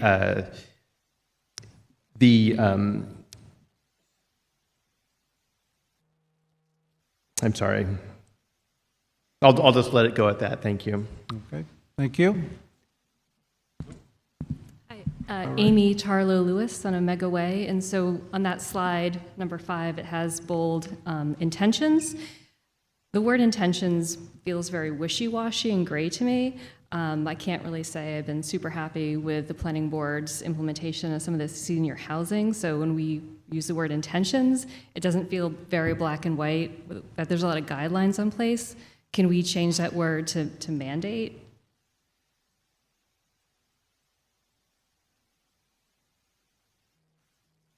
Because I would just like to see the goals of the master plan be implemented as we all put so much time and effort into it. The word intentions just kind of feels like, oh, we will just sort of drift off the plan a little bit. Okay. I'm done. Okay, thank you. And can we also... Can we change the word intentions to mandate? Can we make a motion? Can I make a motion? I don't know. Could someone on the planning board clarify, is that part of the actual bylaw amendment, or is that just explanatory text? In section 5, by amending 173-52, so section 4 reads as follows: senior residential development is consistent with the goals and intentions of the Littleton Master Plan. I think, we're not saying it's our intention, we're saying that the planning board is, lining up its intentions with the master plan, which is something that the town wrote. So, it wasn't a requirement from them, it was an intention.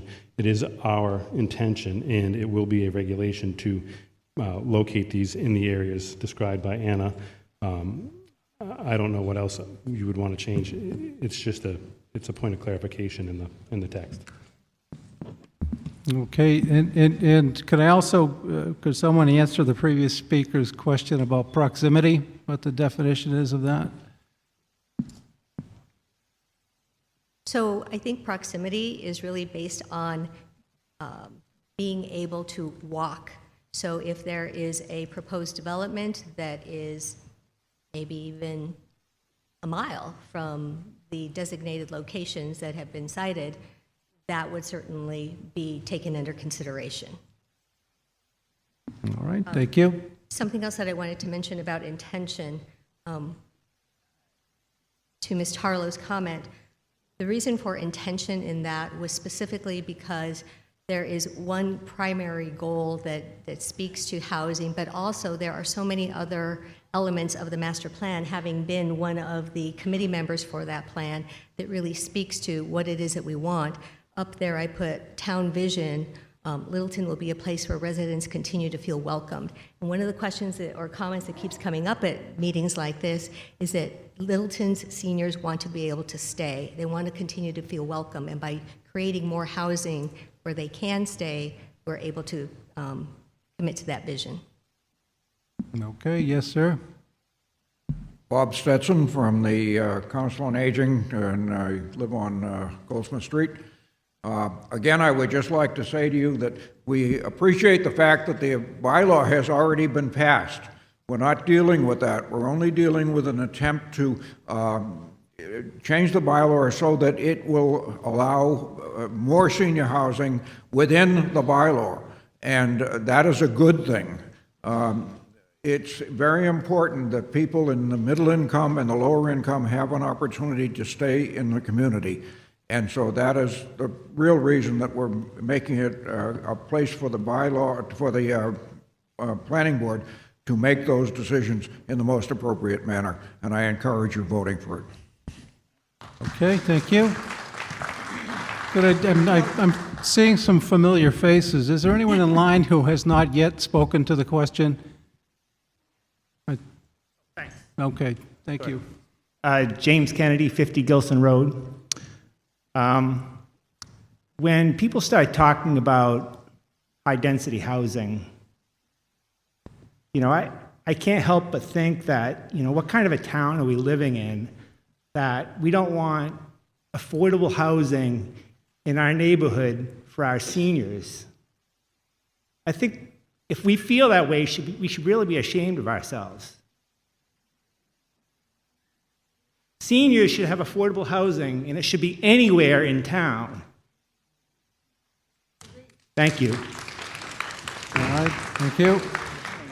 Yes, sir. I'm not cutting off. This is Gino Ferroni. I'm on a housing authority. I'm sure one member of the Board of Selectmen also was on a housing authority. I've been fighting for the people in Littleton, seniors.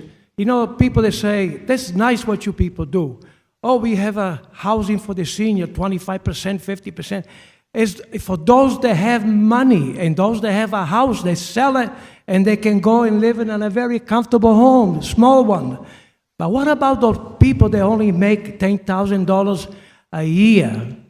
Did you ever think about that? They can't afford even a new car. They probably buy a $200 car or something like that. Just give me a break. The question is, if we have the housing authority being appointed by the governor, Gino, why don't you do something? We have the money to build. Yes, I tell them. You know what I tell them? The town of Littleton, they are always concerned about other things, not to allocate a free piece of property. So the housing for the senior, those that can't afford to live, they have a place to live. Okay, thank you. Mr. Mullen? If I may, Mr. Moderator, we have two additional bylaws that were passed last year. The inclusionary zoning bylaw and the Affordable Housing Trust Fund was established. So those are two mechanisms where we could actually help Gino with his vision. So. Okay, thank you. Yes. I'm Joanne Derry from Harwood Avenue. Just a couple of comments. An earlier speaker came up and asked about what exactly is meant by close proximity.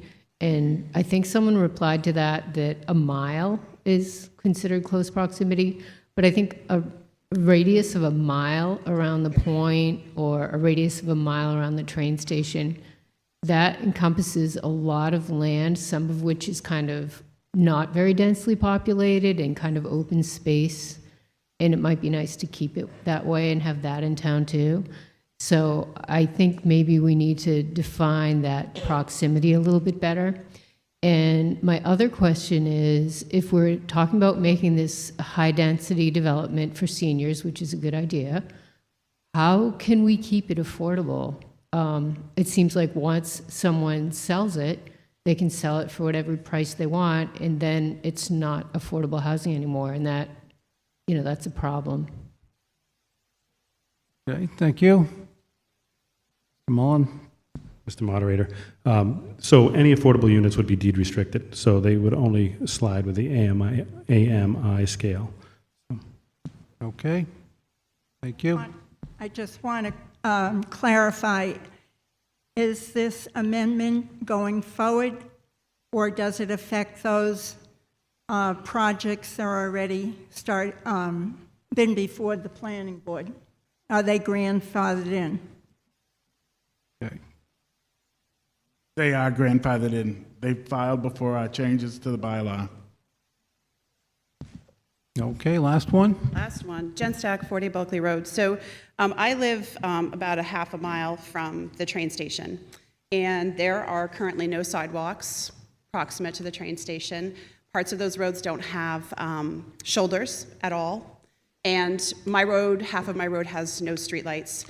And I can tell you that from the train station on Foster to the corner of Tehadawon is 1 mile. So if you want to draw that circle all the way around, that is a very wide range. And I'm really curious how the train station ended up on the list, along with the Point and the Common, because I do understand those two spaces, but I don't see how stranding seniors in a space with no other services and nothing proposed to be built at this time, and no streetlights, no sidewalks, no shoulders. The only thing that's there is the train station, and I'm really curious.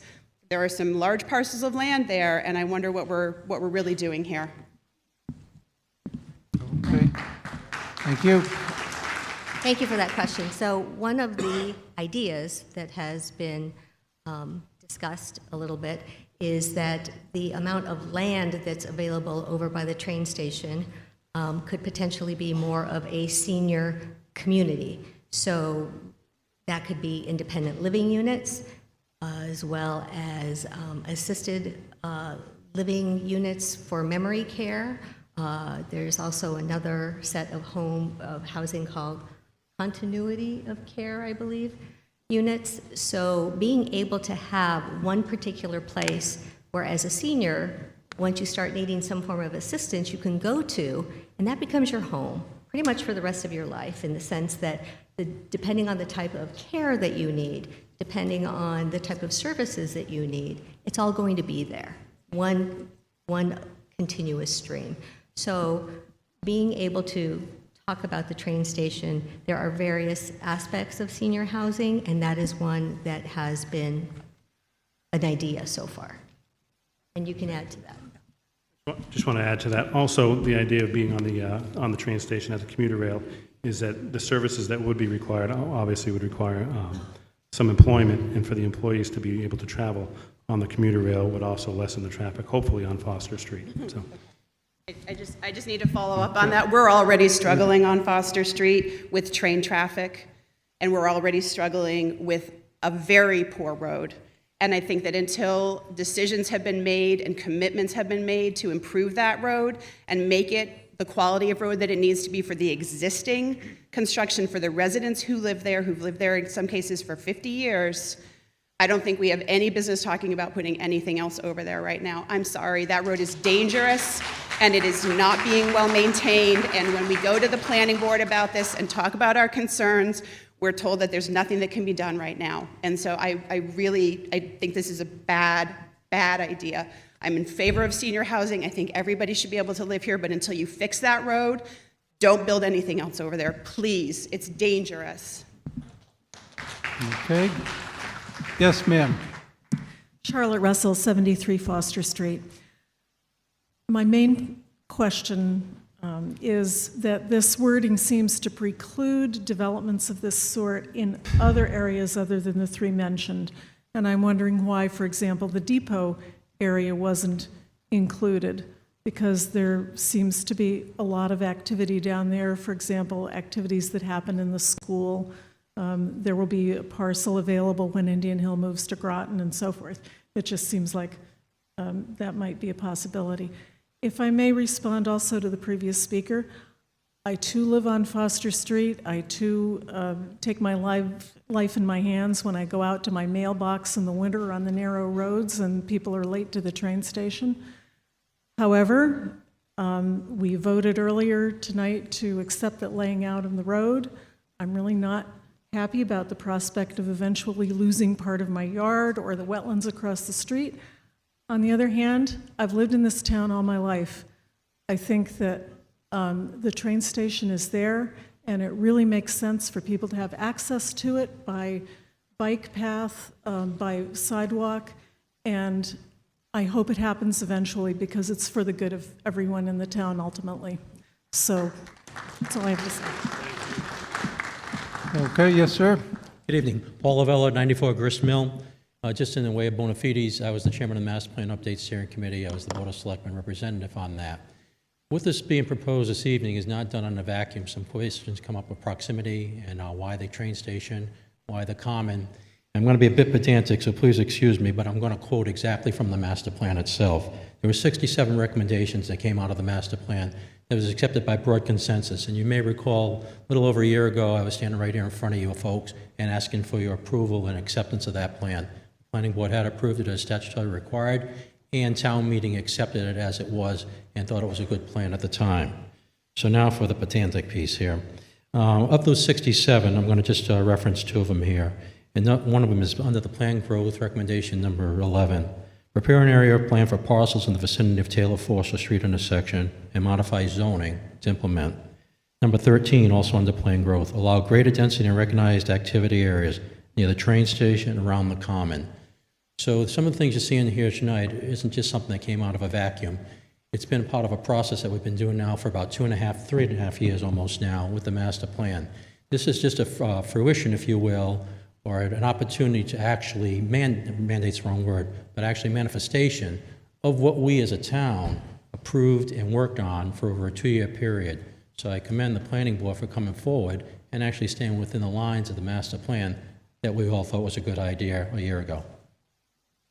Thank you. If we could just hear from people that we have not heard from, please. I'd like to hear from people we haven't heard from first, and just a few more. Yes, come forward, please. Charles Howell, 564 Newtown Road. I have a concern with the density property in the town common area. Oh, not common, it's the town center, I'm sorry. Looking at the wastewater treatment paperwork we have, one of the purposes for the waste treatment facility is to reduce nitrates in that area. So if we're building all these extra buildings in the town common area or center area, how's that going to affect the one waste treatment facility we're trying to build in the nitrates that we're going to be putting into the ground that we're trying to eliminate? Sounds like we're trying to fix a problem, but then we're going to just go back and add that same problem there. Thank you. All right. Thank you. Mr. Moderator, outside of the smart sewer being approved, we can't see approving any senior housing in the common if the smart sewer doesn't go through, because the only way to prevent the nitrogen loading and the nitrates in the soils or the waters would be to have the sewer system. Okay. Thank you. Anyone else wishes to be heard? Hi, Kristen Guichard, 24 Paula Beth Street. I'm in support of this article for a few reasons, and I want to commend the planning board for looking at this particular change. I had the opportunity of attending the National AARP conference about a year ago, and I think that these changes really address a lot of the aspects of the Livable Communities program that they're trying to move forward in this country. Walkability, community, establishing needs, or establishing really communities for everybody at all ages and for seniors specifically. And with this type of bylaw change, this is a special permit, is what I understand, and so that is a discretionary permit. It gives the planning board ability to take a look at site-specific needs. It's also a public hearing process, so residents can have the opportunity to voice concerns if there is a specific concern.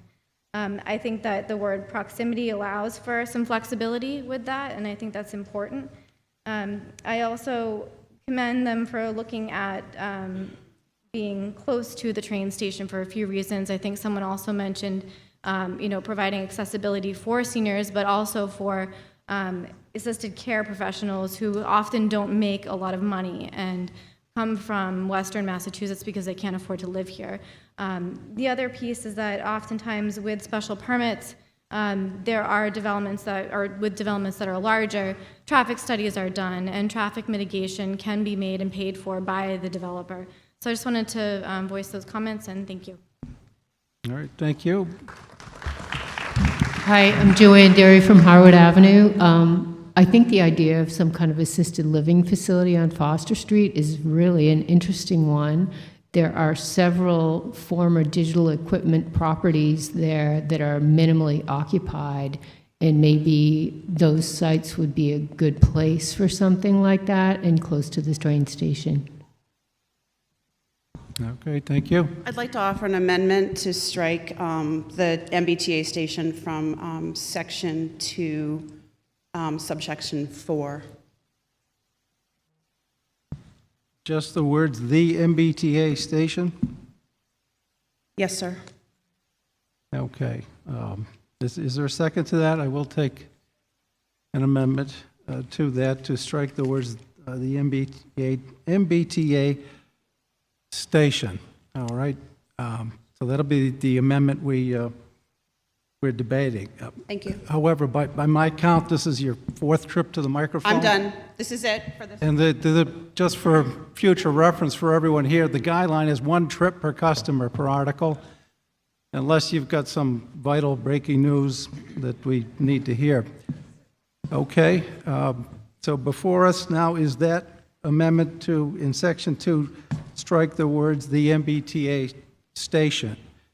Does anyone wish to speak to that amendment? Go ahead. Paul Lavella, 94 Grist Mill. I'll just reiterate what I had said previously as far as the MBT station being part of the master plan. Certainly the master plan is overarching guidance to the town, which means that it's a point of departure, and we can deviate from that under a well thought out process. But I would offer that perhaps we leave it in there, that way the option continues to exist, and the planning board can indeed, as the process moves forward, make the right determination based on the timing. All right. Thank you. Just a point of clarification for grammatical purposes. Town council has pointed out that it makes more sense to add the word "or" after village, common business district, or the point, and strike the words "or the MBTA station." So with there's no objection, we'll make that the amendment that's before the body. Yes, sir. Bob Stetson from Oak Road and the Council on Aging. I would recommend that we not vote for this amendment to this, only because we don't want to preclude any area of town as a possibility for housing without, and the planning board has the ability to agree or not agree to anywhere in the town. And so it seems foolish to start picking and choosing in the amendment. Okay, thank you. Okay, yes, ma'am. Real quick, I wanted to point out one other activity that the planning board is currently undertaking. One of our consultants, Judy Barrett, is actually is conducting a study right now around the train station, and I would highly advise our planning board to make sure that she is understanding what the concerns are of folks in the area, and that study is going on for probably at least another 6 to 9 months. Okay, we're going to move to a vote on the proposed amendment, and then we're going to vote on the main motion. All those in favor of the motion to strike the words "or the MBTA station" and add the word "or" between business district and the point, All those in favor of that amendment, please signify by saying aye. Those opposed? No. Okay, the amendment fails, and we're back to the main motion as presented. Yes, last comment. Charlotte Russell, 73 Foster Street. I didn't hear an answer to my question about whether the wording precludes a development elsewhere in town, specifically in the depot area.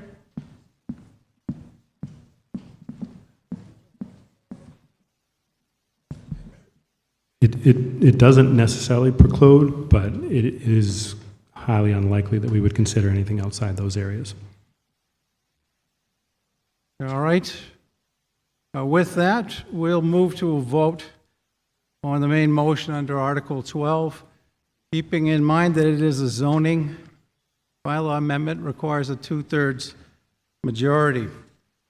All those in favor of the motion as read, please signify by saying aye. Aye. And those opposed? Okay, the ayes have it. It passes by the necessary 2/3 majority, and I declare it a vote. Thank you very much. We will now travel back in time to Article 10, the proposed sewer district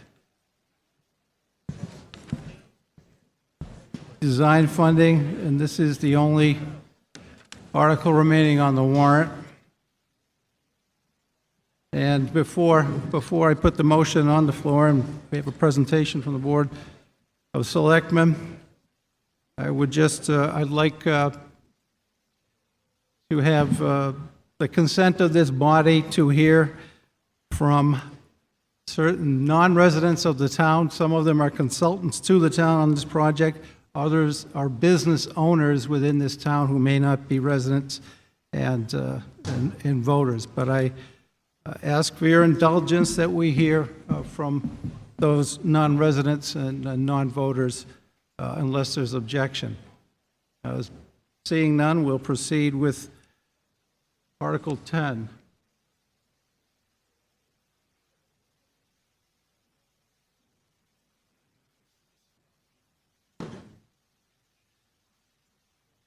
Right. It's been moved and seconded by the Board of Selectmen that the town vote to approve Article 10 as printed in the warrant. And you'll see in the warrant the various boards in the community that have taken a vote in support of Article 10. And I will remind you that on your pink sheet, the Finance Committee is now listed as one of the boards supporting Article 10. I will now turn it over to the Board of Selectmen, Selectman Chase Gerbig, for the presentation of Article 10. Evening. Here's how this is going to go tonight. I'm going to give you sort of the 10, if you'll indulge, perhaps 12-minute overview of what this project entails. Then we'll get into the questions and the specifics. You can imagine if any of you have attended one of the various sewer forums, any of the meetings where FinCom or Board of Selectmen or Planning heard about this, I can talk about this for a long time. Mike Zeldin's already up at the microphone. He can talk about this for a long time. We're going to try and keep it as high level as possible, and then to the extent that there are specific technical questions, we'll dig into those specific technical questions. So the executive summary here, with the sort of, oh great, I've got a shot clock.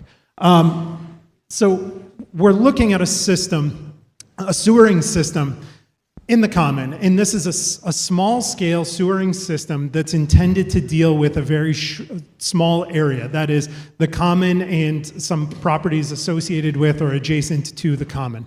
Now, the project ultimately will cost the cost estimates right now are $27.4 million.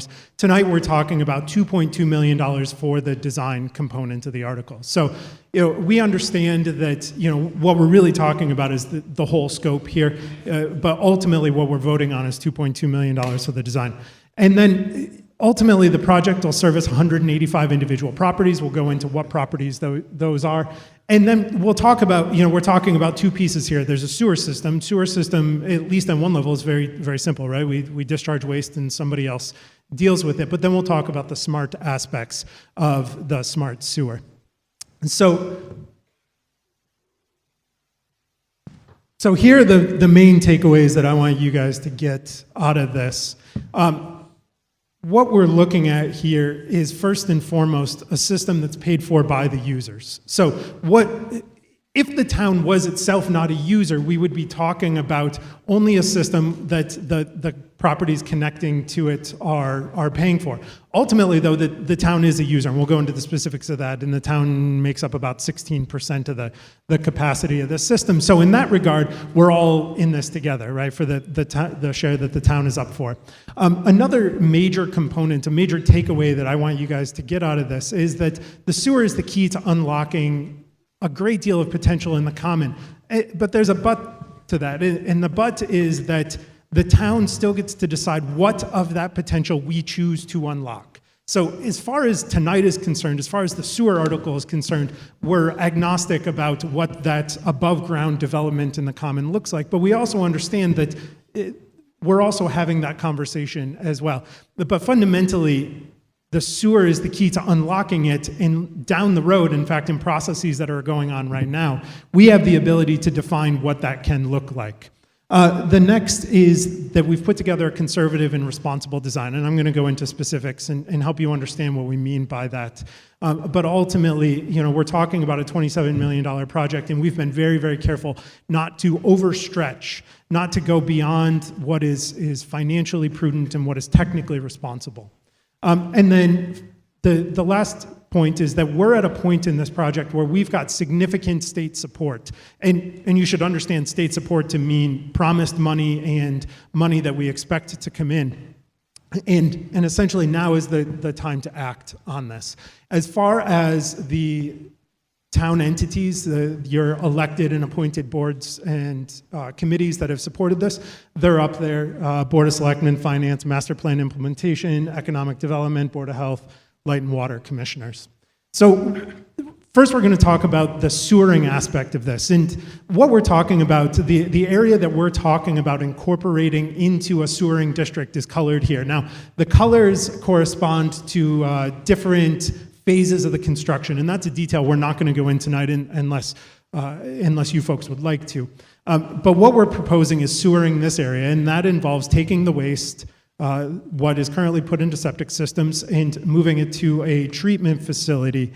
That right now, the concept is to locate the treatment facility at the existing highway garage, which is approximately here. And then what we do is we treat that water, and we discharge some of the water underneath a groundwater discharge site that will be located underneath some high school fields. And so fundamentally, that's all we're talking about. Now, that's all really masks a huge amount of technical and engineering work that's gone into this, and it also masks the smart aspect of it. So this is a flyer that you folks got in the mail, and the smart aspect of this, in a single sentence, is that what we're proposing to do is capture the energy inherent in wastewater and harvest that energy to provide financial returns to the system. Okay, so within wastewater, there's a whole bunch of organic material, right? That in a large way, that's the problem with septic systems. We're trying to put a whole bunch of nutrients and a whole bunch of organic material into the ground, and we're expecting it to degrade in the ground.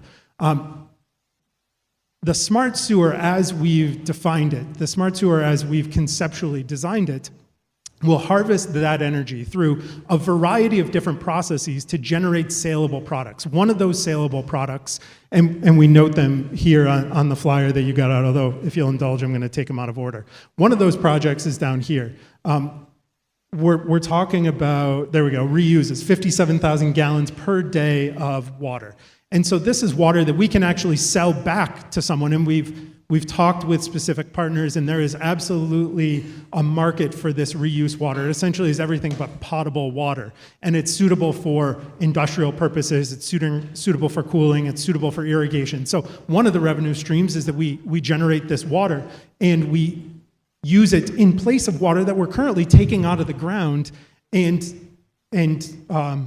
using in these processes. So we're talking about replacing drinking water with potable water, or with water that is everything but potable from the system. Another component is that we'll incorporate an anaerobic digester, and the anaerobic digester allows us to digest some of the waste, and it allows us to generate not a huge amount, but some electricity. It allows us to capture some of the heat, and ultimately what we're doing is proposing to capture all of these waste streams that are already inherent in the wastewater. And the beautiful part is, and this is sort of a rare unicorn in the technical world, where you're trying to marry an economic project and an environmental project, is that it actually allows us to achieve significant environmental benefits while achieving meaningful economic developments, while also simultaneously providing an economic benefit to the users. So here's the costs. Now, we're going to look at some pie charts, but ultimately we're looking at $27.4 million. And I'm going to break down these costs a little bit here for you. Hopefully in a way that makes some sense. So what we're looking at, here's the total $27.4 million, and you can see it spread across a whole bunch of different components here, a variety of different wastewater treatment components. And right here, Quirk is, Bob will yell at me, Bob Zimmerman of the Charles River Watershed Association, who started this idea 10 years ago, coined the term Quirk. We're really just going to address it as our water treatment facility. And you can see all of the components that go into this. And then fundamentally, how are we going to pay for this, right? How are we going to pay for this $27.4 million? And so what we're looking at are a variety of ways to pay it. And remember, this is a user-funded system. The town is a user, but the town is paying its share of the costs that are proportional to the amount of wastewater that it generates. So ultimately, we're looking at a variety of different methods to pay for these costs. The first and most obvious is a betterment cost. Here, we'll use this one up here, and this is the dark blue up top. And that cost represents essentially what we're asking users to pay right out of the gate. Day one, you connect to the system, you have to pay a betterment. And then what we're asking folks to do is a big part of this is going to be paid for through the user charges and operation payments. This is essentially, rather than if the wastewater, the actual treatment cost $10 to deal with, we're charging users $15 to treat it, and we're taking that extra $5 and we're paying back some of the capital costs. Geez, I'm already at a minute here. If the moderator will indulge, I may need a couple more minutes than the 10 minutes. How much more time do you need? Probably 4, 5. Okay. Madam Clerk, put 4 minutes on the shot clock, please. Okay. Give me that full 45 too. I want 4:45. Okay, so what we're talking about is the number of participants by EDU range. So, right, 184 properties doesn't tell you how big those properties are. I mean, what the heck is this EDU?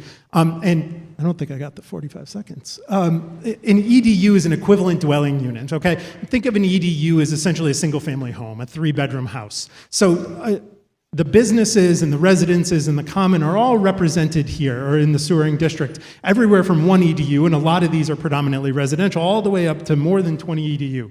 And the town is captured in that. Now, this represents the number of participants, but that doesn't actually tell you how much they're paying into the system. This chart more accurately represents what folks are paying into the system. What we've captured here is the total cost by EDU group for the betterment. Now, this doesn't represent all of it, but this is the other costs are proportional here. The big users are paying a big amount of the cost. Now, there are still a lot of 1 EDU users, so they add up. But ultimately, the user cost is proportional to the amount of wastewater generated, and that's the big takeaway here. So coming back to this, so we've talked about the betterment costs, we've talked about the user costs. What we haven't talked about are the Quirk revenues, and that represents the income stream that is viable based on the resaleable utilities that we've got. And that represents, over the long run of this project, a significant amount of money, and fundamentally represents a big reason why we've gone forward with this approach, because it's got a remarkable amount of upside in its ability to pay itself back.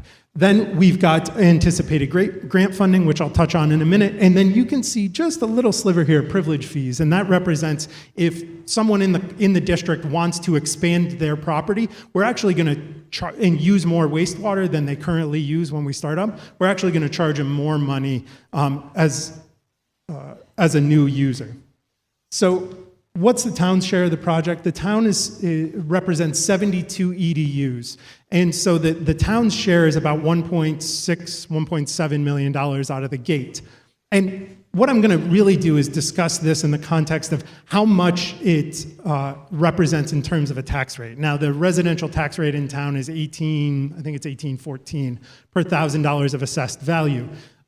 What this represents in terms of $1,000 per assessed value is somewhere between 4.6 and 5.8 cents, and that depends on how we pay for it. And then the user charges represent 10.2 cents. But I want to be clear about the difference between burden on your tax bill and tax increase, because the town already pays quite a bit of money to deal with water and wastewater. And frankly, we probably underpay what the real costs are, because what we carry in a year-to-year budget is only our operation and maintenance costs. What we're not doing is putting away on an ongoing basis the money we'll need to refurbish things like the wastewater treatment plant at the high school. Project financing. So right now we've got $1.5 million from MassWorks. MassWorks is grant money that has been promised to us for the Littleton Commons Smart Sewer. And that money is money that really represents some of the economic development potential in the Common. We are vigorously pursuing additional grant money to go with that, and we have very strong indications from the state that they're willing to play ball. And a big reason that they're willing to play ball here is the environmental component of this. That is the anaerobic digester and the ability to generate revenue has a remarkable ability to solve major problems, not just in Littleton in terms of how you pay for water and wastewater, but frankly, the town is willing to invest money because they want to because they also want to see it work. And so they're willing to pay significant amounts of money to allow us to go forward. We anticipate via the environmental bond bill and the projections here, at least $6 million of funding. We think it could be higher. Because I'm clearly out of time here, we'll probably touch on the redevelopment aspects of it. We will probably touch on the schedule and the questions. And here's the last thing that I do want to touch on, and that is that this is the conservative nature of the design. You know, we've tried very, very hard here to put out all of the information as honestly, fairly, and clearly as possible via forums, via mailings, you know, in 10 or 12 minutes to discuss a $27 million project, or 14 minutes. It doesn't really get you the level of detail that we've put into this. But what I do need you to understand is that first and foremost, this system, the single biggest place that septic utilities, or not septic, but rather wastewater utilities go upside down is when they project economic growth and they use that economic growth to pay for their system, okay? If that growth doesn't materialize, then you're stuck. What we've done is we've put together a system and a financing model that is based on the Common as it is today. That is, it's not the field of dreams. It's not if you build it, they will come, okay? We've built some capacity in the system to address that. And that's an important part of, you know, what could make this even more affordable, but it's not based on unrealistic economic projections, or let's say hard to verify economic projections. The next piece is revenue generation estimate is modest. Yeah, can you wrap it up sure. In the next 30 seconds? 30 seconds, you got it.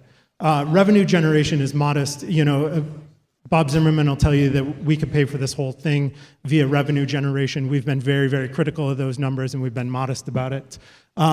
State funding is realistic. And then lastly, we incorporated information from surveys that are based on real numbers, real information that we sent to people, so that a yes from them really does represent them saying, yes, you know, we're interested in a $25,000 system. So, so with that, you know, I have no doubt there are a great number of questions. So thank you very much for your patience. My sincere apologies for going over a little bit. Okay. All right.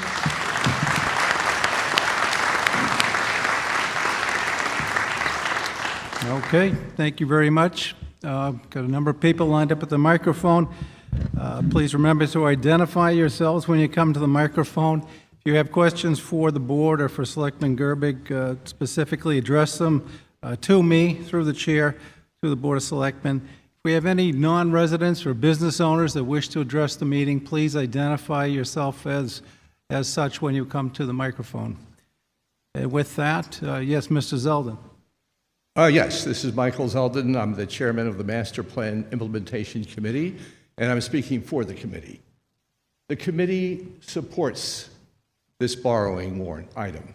And that's because everyone in this room who attended the town meeting or who's absent and attended that town meeting approved and accepted a master plan which explicitly included the revitalization of the common and included among the 67 priority items, many of them referred not only just to the common, but also the desire to see the common properly enter the 21st century with a sewer system.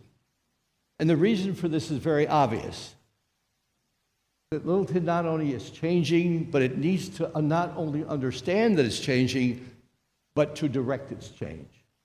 And the sewer system is a means to that end. It is not an end to itself. It also is an unusual project, a very unusual project. Please speak into the microphone, sir. Yeah, I'm sorry. I'm trying to speak to the folks who want this. That is all of us. And that is because the common needs to be unlocked. And I'm not talking about the area past 495. I'm talking about the area from the... Mr. Zeldin, you're going to have to face front. It's not getting picked up on the audio, so... Well, I hope you guys... Thank you. All right. What I'm talking about as far as the common is concerned is from the infamous auto dealership, which is, if you don't notice, between there and 495, that's the latest development in the common. Now, I am sure it's a very good center, but if we want our common to reflect who we are, our personality, whether it's in housing, whether it's in amenities, small shops, and when I say housing, I don't think the common is going to address all the problems of housing, but it is part of the solution. Again, the sewer is the means to that end. We want amenities. You want small shops to serve Littleton residents' need. Instead of spending our consultants have told us that we spend somewhere between $20 and $40 million outside of Littleton, not including food. I'd be very happy with $3 or $4 million of that staying in town, in shops, in rental units, right here in Littleton. That's what the town requested in its master plan. So it's unusual to have a project that serves not only the people, solves a series of environmental problems that may not be looming as disasters now, but they're coming, and pays for itself. How many projects pay for itself without promises of further development? Ladies and gentlemen, I urge you to adhere to what you asked for and continue to ask for. And I invite you all to continue to come, whether you do it on video or in person, to the Implementation Committee's meeting, because every topic discussed tonight, every concern that you have is our concern. It's in the plan. Please, take the first major step for the common, and we've got at least 60 more to go outside of the common. Please take the first step and make the sewer a reality. Thank you for your attention. Thank you.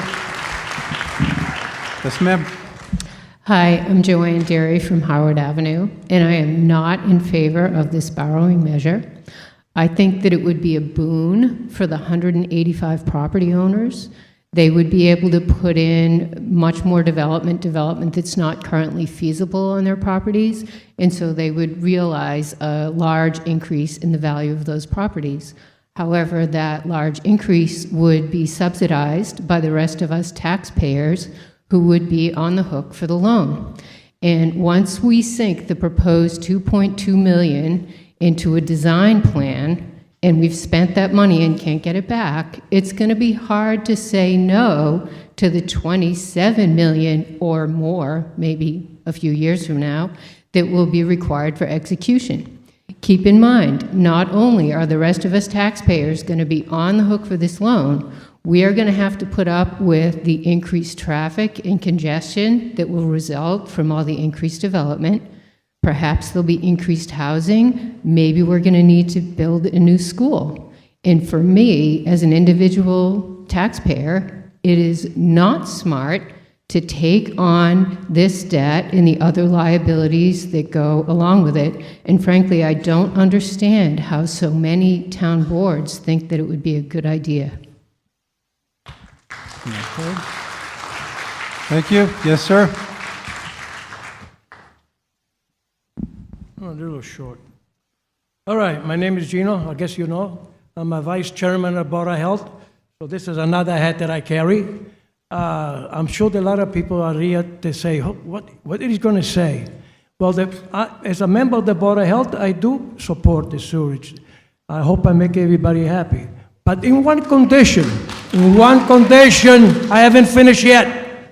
In one condition, that you only do one project at a time, because otherwise, instead of they told me 27, I find out by a very good source, very nice gentleman. He said, Gino, it might be already $250,000 or $300,000 more. So we know there's going to be not 27.4. It's going to be couple million bucks. I can understand that, because being a business, we knew when you give an estimate, something goes wrong. But the question is, promise not to me, but to them.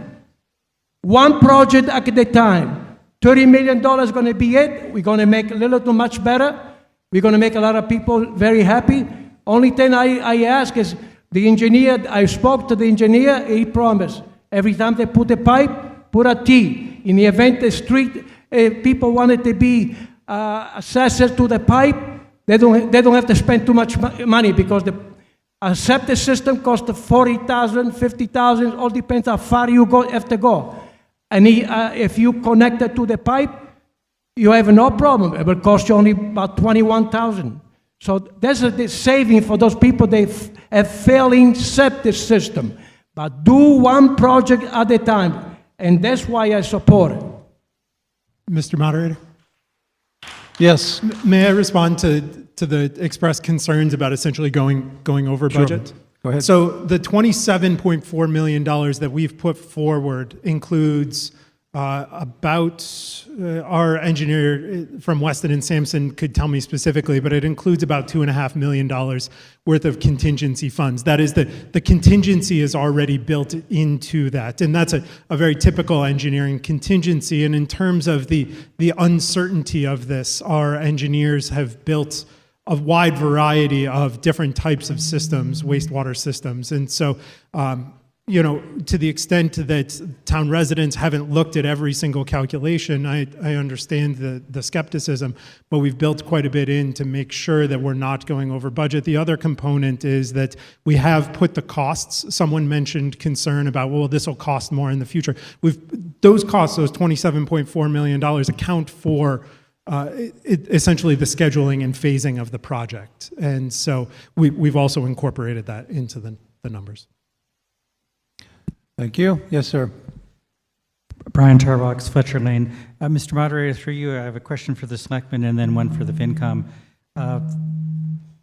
Chase, you've mentioned 186 or so property owners, but in your own question and answer sheet that you put out, you say that there only 40 have expressed interest. I mean, that's your own sheet.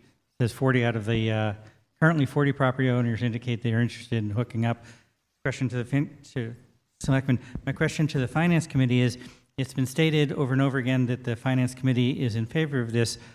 I know for a fact that the chairman of the Finance Committee, man with 20-odd years on the Finance Committee, is opposed to this. And if I could, through you, Mr. Moderator, I'd like to ask the chair of the Finance Committee to explain why he is opposed to this. Okay, could I have your question for the selectmen? Once again, I don't know if I heard. If you wouldn't mind, I wanted to go confer with our DPW director who's been putting the survey numbers together, so perhaps Mr. Faulkner would be willing to we'll go to your answer first. Finance Committee question.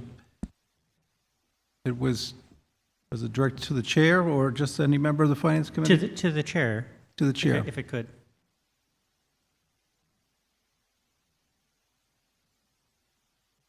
There it is. Yep.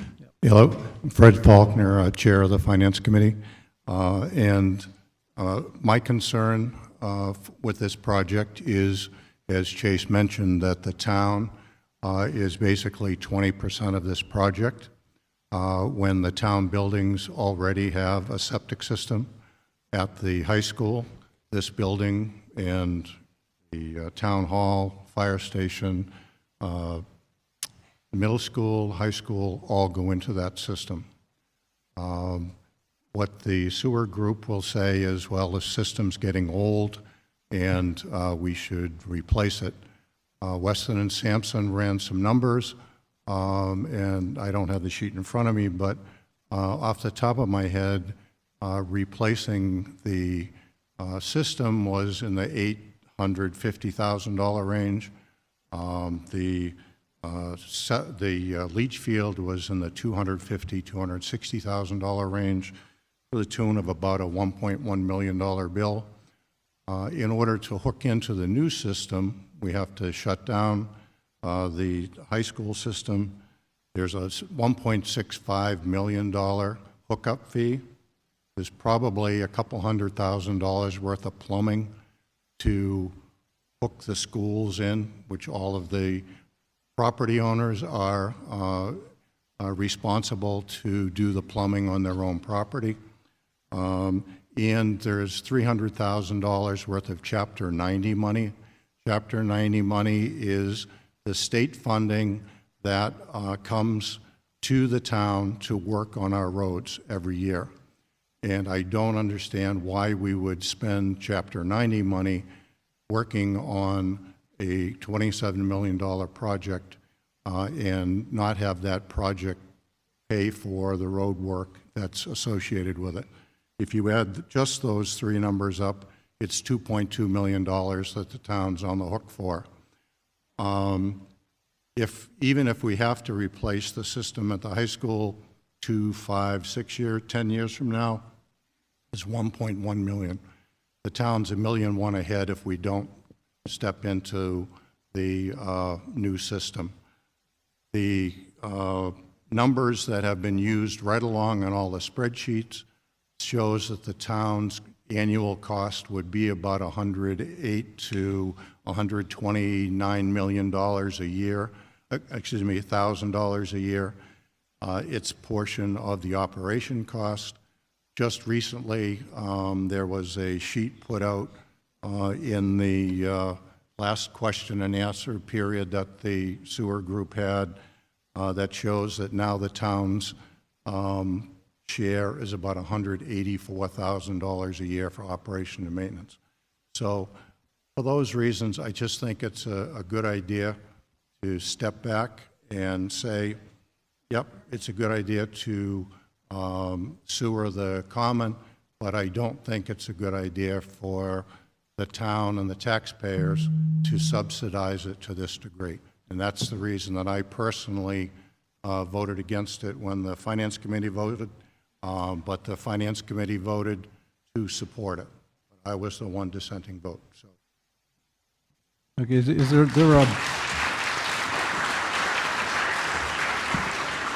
there a majority opinion of the Finance Committee? Is there a majority opinion? The Finance Committee supported the... Okay. Hello? Okay. Yeah, the vote was 6-1. Like I said, I was the one dissenting opinion. Okay, wait.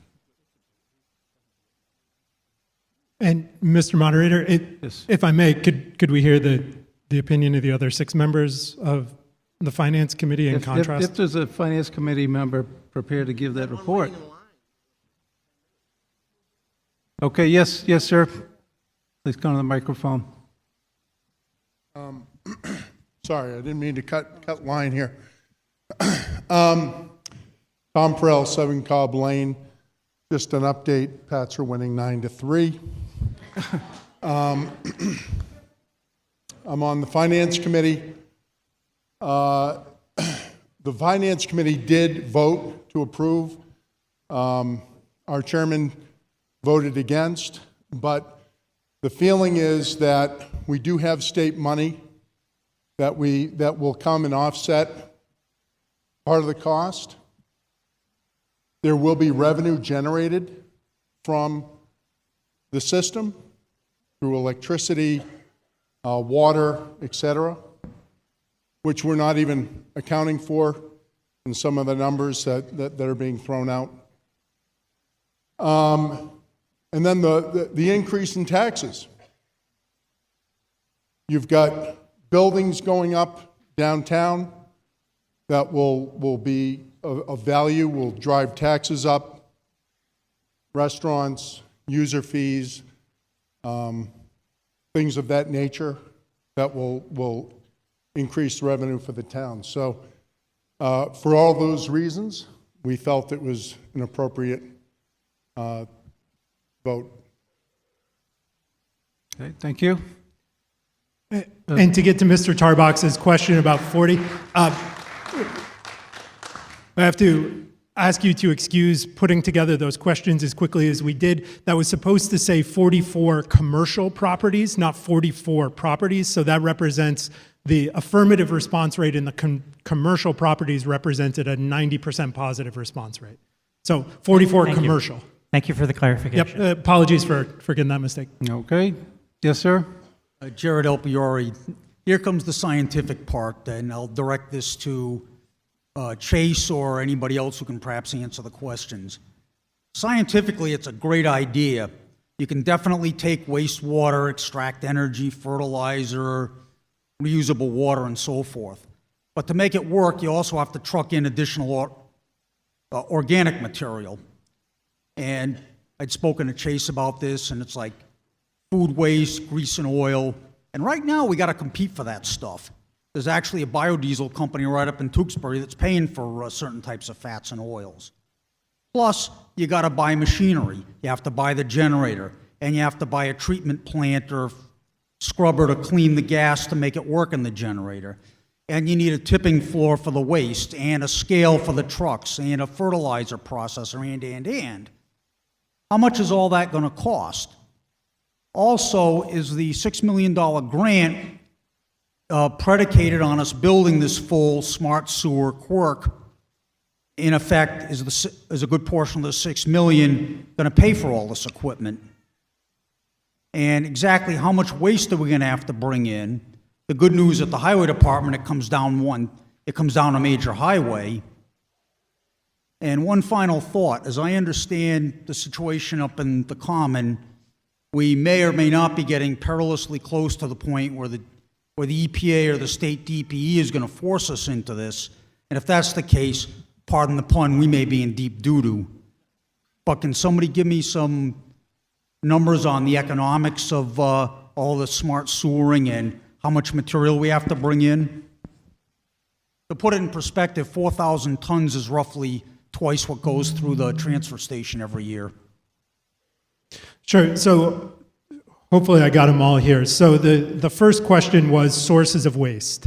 And what we've done, and I throw Bob under the bus, originally this idea came forward and it really looked like, frankly, to the sewer committee, it looked like an anaerobic digestion facility with a water treatment facility appended to it. And we really didn't think that that was the appropriate response, the appropriate approach for Littleton. So what we did is we really focused it back on the wastewater treatment. So ultimately what we're looking at is about 70 tons per week of source separated organics. Now, the ideal material, as you identified, Mr. Del Fiore, is oils and grease. And we've looked at the ability to get oils and grease just in Littleton. And frankly, I think Kent from Weston and Sampson looked 1 mile outside of Littleton's border and found more than enough oil and grease than we could utilize. But that doesn't even tell the whole story. So if you go a little bit further out and you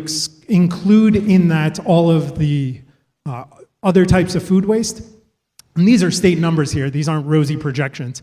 There's tens of thousands of tons per year of food waste that's generated that per state law, food waste generators are going to start to need to deal with. They are going to become increasingly burdened by the need to discharge or dispose of this material because, and this goes back to one of the environmental claims here, you put that food waste in a landfill, it degenerates into methane or decomposes into methane. Now you've got a greenhouse gas problem that's an order of magnitude worse. So the state is driving a lot of the food waste, and we are intending to capture a small amount of that food waste.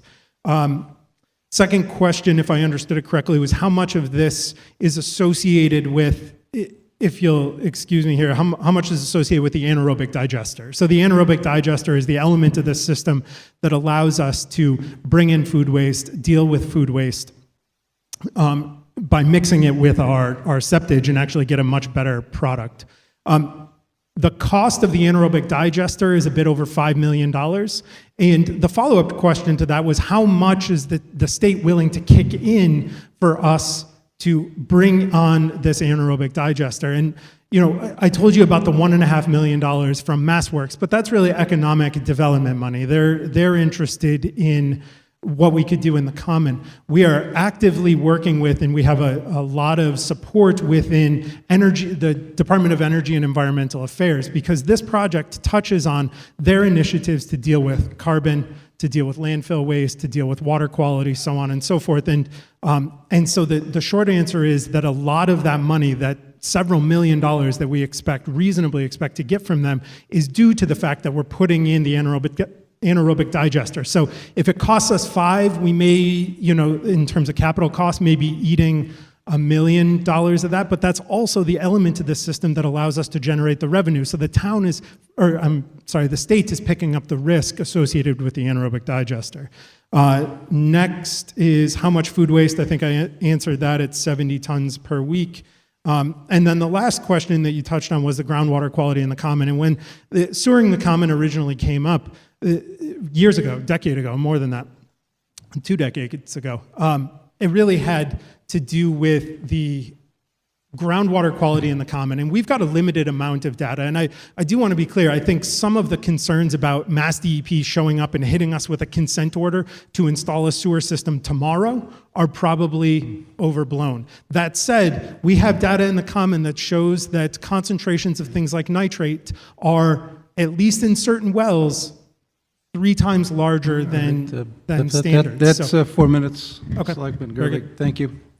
Actually, Mr. Moderator, Chase missed part of my question, and that is, it's not just the anaerobic digester, it's all the other machinery. You need the generator, you need the gas scrubber to bring the gas up to generator quality, you need everything to handle the waste coming in, you need the fertilizer processor, you need the pipelines for the water. That all adds cost too. Do you have any estimates on that? And the short answer is that that's wrapped up in the $5 to $5.5 million. When I said anaerobic digester, I didn't mean just the digester itself. I meant all of the accompanying components. Okay, so it sounds like that $6 million grant is due largely to that, so it'll pick up most of the tab for this equipment.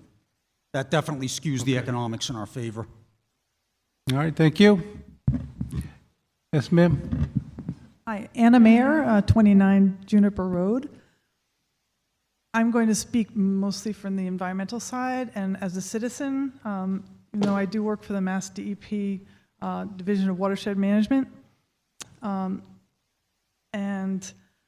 what I'd like to say is that the original law that demanded that we regulate our discharges to surface waters, the Clean Water Act, its ultimate goal was to reduce discharges to surface water to 0. We have only reached the 1984 goal in the law, and that is to discharge with permits. So the nitrogen level in this town is building up because we are discharging it to the groundwater.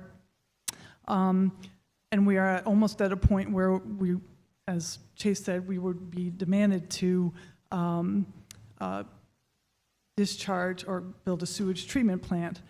I think the town is really smart to look ahead and develop a plan for managing surface water that does not require a discharge to surface water. I'm sorry, manage sewage that does not require discharge to surface water, which is the majority of plants in the state, discharge to surface water, and both septic systems and those discharges to surface water have impaired the majority of surface water bodies in the northeast of Massachusetts. It is time that towns and the state invest in technologies that reduce discharges to surface waters that contain the nutrients that our sewage contain. And I am excited, and I fully support the vision that this town is doing. This is very brave of this town to consider a very innovative approach to sewage management, and I fully support it. Thank you. All right, thank you. Yes, sir.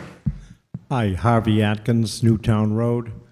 Just a couple of questions now. You say, what is the quantity of waste brought into town necessary to keep this operation going?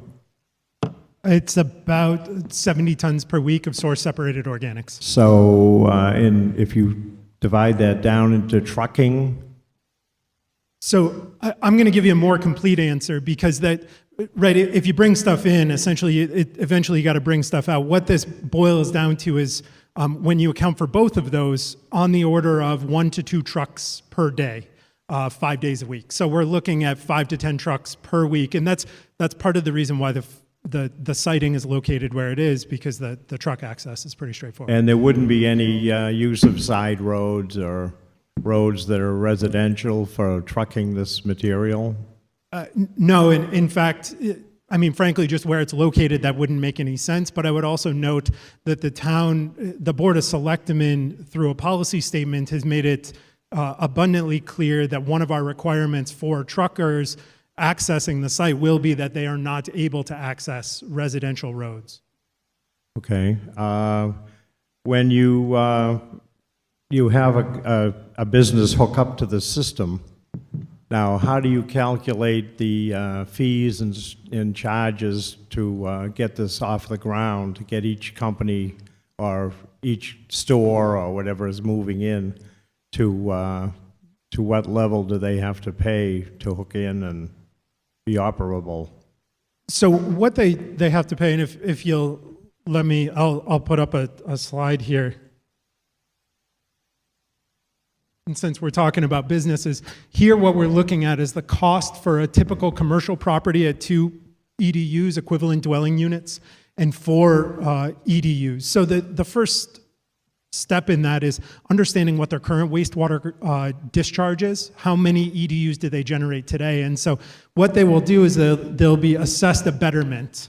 That's the capital cost that goes in right on the front end. But interestingly enough, let's say we start out with a property that's 2 EDUs. And so they'll be assessed $46,000 going in. But now they've got the sewer, and a couple of years down the road, they say, hey, you know what, actually, we'd really like to be 4 EDUs. What we will do if they want to expand and increase their discharge is we will charge them what's called a privilege fee, which actually is more than the betterment assessment. I think right now, not if I've 25% more, is that right, Kent? So the privilege fee, if you want to use an additional EDU's worth of capacity, you're going to pay 25% more than the betterment assessment, and that ultimately goes to the bottom line of the facility. Now, you quickly gave me a number and it just kind of went by. What'd you say it was, $42,000 to hook in? This is for a typical commercial property that's 2 equivalent dwelling units, but it will ultimately depend, just like all users, town included, it will depend on their wastewater profile. That is, how much wastewater do they generate? Yeah. Our example that we're working with is a 2 EDU property, which represents a modestly sized small business. Yeah. I had one other question. What is it? Okay. Water consumption. Now, the town has so many wells that they're producing water for the town residents. What does this do to the well structure? Does this mean we need 1 or 2 new wells? You're using a lot of water for this plant to work, this system. How does that enter into the costs involved in doing the whole project? So I'm glad you asked that question. It ends up being a net benefit because what we're talking about doing is taking water that people are flushing down their toilets and putting down their sinks. And we're talking about generating reusable water from that. Reusable water that right now, here's an example, and I don't want to commit them to this because we've only had preliminary talks, but using that water to sell to a place like Middlesex Corporation that mixes it with cement and aggregate to make concrete. Right now, those folks they're using drinking water. They're pumping drinking water, they're mixing it in an industrial process, and they're creating their product. What we're proposing to do actually takes burden off of, and part of the reason that this makes sense to go forward, even if, as Mr. Faulkner identified, there are certain costs, certain capital costs that, that are higher, right? In order to deal with our wastewater treatment facility at the high school, it may be 1.2. We're talking about a 1.6 assessment for the town. But it also takes a real burden off the town to put in another drinking water well, because right now, one of the things that we're pushed on is our ability to extract a sufficient quantity of groundwater. So it actually ends up being a net benefit. And one of the things that we haven't built into the economic model is offsetting the need to do things like that, for the town to put in other major infrastructure and the costs associated with it. Does our aquifers support another well or two? Do we have the capacity? That I don't know. I mean, I do know one of the objectives, environmental objectives of this project is that, roughly speaking, the town is on an aquifer divide, and so north of 495 is one aquifer, south is a different aquifer. Right. We withdraw most of our water from the north, we discharge most of the water to the south. What we've done by putting the discharge location underneath the high school fields is take a lot of that water that would otherwise be discharged in the southern aquifer, actually move it back up to the northern aquifer to discharge it in, because there's a combination of reuse water and discharge water. And this doesn't change the quality of the water? No, in fact, what we're talking about putting into the water, into the groundwater is... If I could interrupt, we're going to have to move it along. We got a lot of people in line. Thank you. I'm sorry. And you didn't give me a time clock, so, Thank you. Thank you very much. How we doing? Ben Ricard, New Estate Road. I've been watching the meetings and going to the little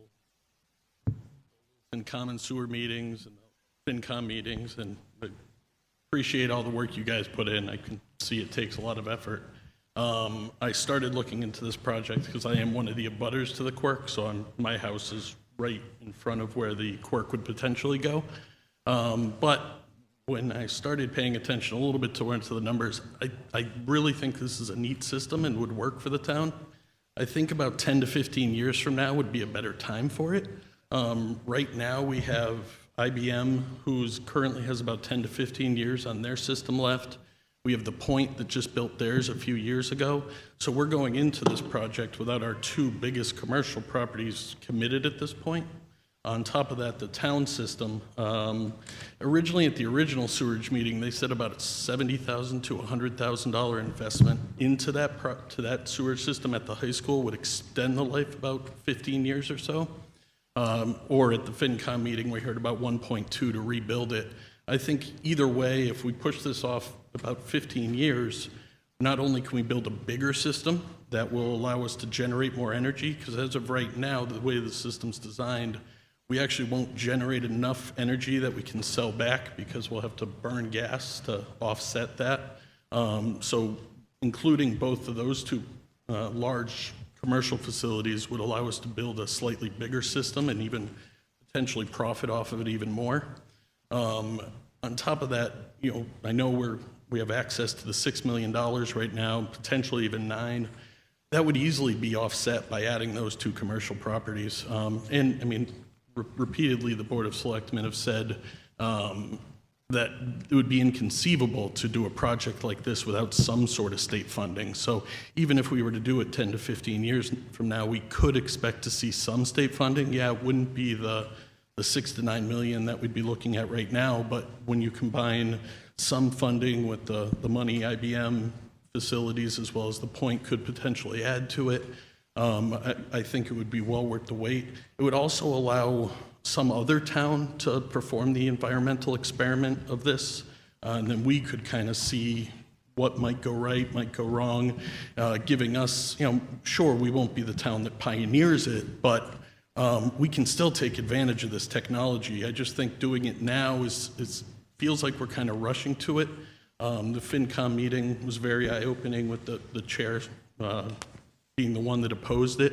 I really think if we take a step back, we can do a lot of the zoning for the master plan, we can do a lot of the parking, we can do a lot of this stuff that still wants to get a rebuilt downtown, but wait until it's more financially viable to run the system with the bigger commercial properties added into it, and without wasting our own high school facility that, again, with some investment could last at least 10 years, or even if we had to rebuild it, 1.2 million over 15 years is a much smaller chunk than the 1.67 to build it now, and then the maintenance costs of $184,000 a year. I mean, over 10 years, that's another 1.8. I just, the financial aspects of it, I think would benefit by waiting for it, but I still think it's a really neat system that would make sense down the road. Okay. Mr. Moderator. Mr. Moderator.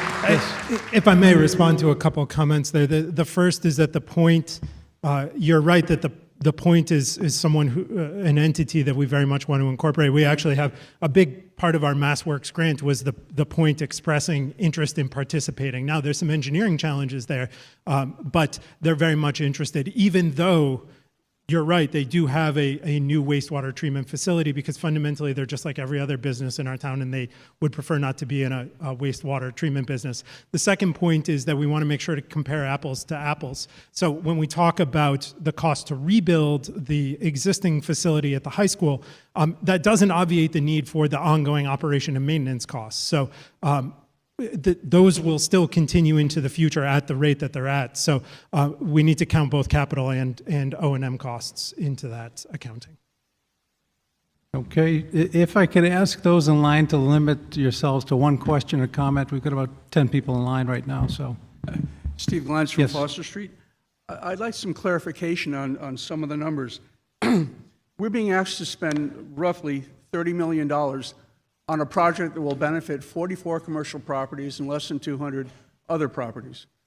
To make this economically viable, it really is a build it and they will come kind of attitude here. We're going to build high-density housing and commercial properties in the common area. That's the idea behind this. That's how it becomes commercially viable. In addition, this treatment plant is only big enough to handle that particular part of town. It benefits no other part of town. Now, we have a potential disaster by Long Lake with dozens of houses there, perhaps as many as 100, have already failed Title V. Today, we just approved a measure where we could build high-density housing down by the train station. That's not addressed either. Are the selectmen going to come back to us in 5 years and ask for another $20, $30, $40 million plan to address other sections of town? I'd like to know. Thank you. Okay, thank you. So the first answer to that is that though there are 185 properties in this, it's a mischaracterization to say that the town is paying $30 million for those 185 properties. We just went through the economics, and the property owners are the ones. So we have to guarantee it, correct? That's right. We are guaranteeing it, and we're getting paid back by them. The second question, if I understood it right, Mr. Klein. I'm sorry. Oh, that's right. It is an assessment on their property. It's not, again, to hit on this, it's not an if you build it, they will come thing. This is an assessment of their existing property. So to the extent we're talking about the $2.2 million design article, yes, that ultimately gets lumped into the total cost, and we are fronting that as a town. The second aspect that you had touched on was, are we going to come back to you and ask for additional money to go other places? And I absolutely agree with you that there are other places in town that could substantially benefit from this. And why aren't we going down to the lake first? And what it's really got to do with is the fact that we don't want to come to town meeting and tell you we're asking all of the taxpayers to pay for a cost of a system that benefits a few. Okay, what we're doing Isn't that what you're doing right now? No, that's the exact opposite of what we're doing right now. We're talking about going forward with a project that's being paid for by the people who benefit from it. And frankly, the town generates ancillary benefits, like additional tax revenue and so on and so forth. The economics of this are such that the commercial properties give us an opportunity to get this off the ground in a way that residential properties do not. If we had to go to the residential properties in the lake, we would have to do one of two things. One option is that we could simply send everybody in the sewering district a bill, and it would probably be a bill for $30,000. Okay? So, tough luck. Here's your bill. You've got to pay it. The other option is that we build it out slowly, but then we've got to build this support into it, and we've got to wait for people to come on board. But then if we build it out slowly and not everybody's participating, the people who do want to participate get a bill for $40,000. And so that's not financially viable until we get the rest of the treatment works going, which is why we started in the Common, which has a dense commercial property base, which allows us to make this economically viable going forward. And then what we have the ability to do is build, I'm grossly oversimplifying this, and our engineering team hates it when I say this, but this is essentially a plug-and-play system. You can add modules to this, and to the extent that we need to go other places, we have the ability to expand the system at the new user's expense once we go down to places like the lake, because I do agree that's a place we need to go, but getting it off the ground financially first makes better sense for the town than simply sewering the entire town.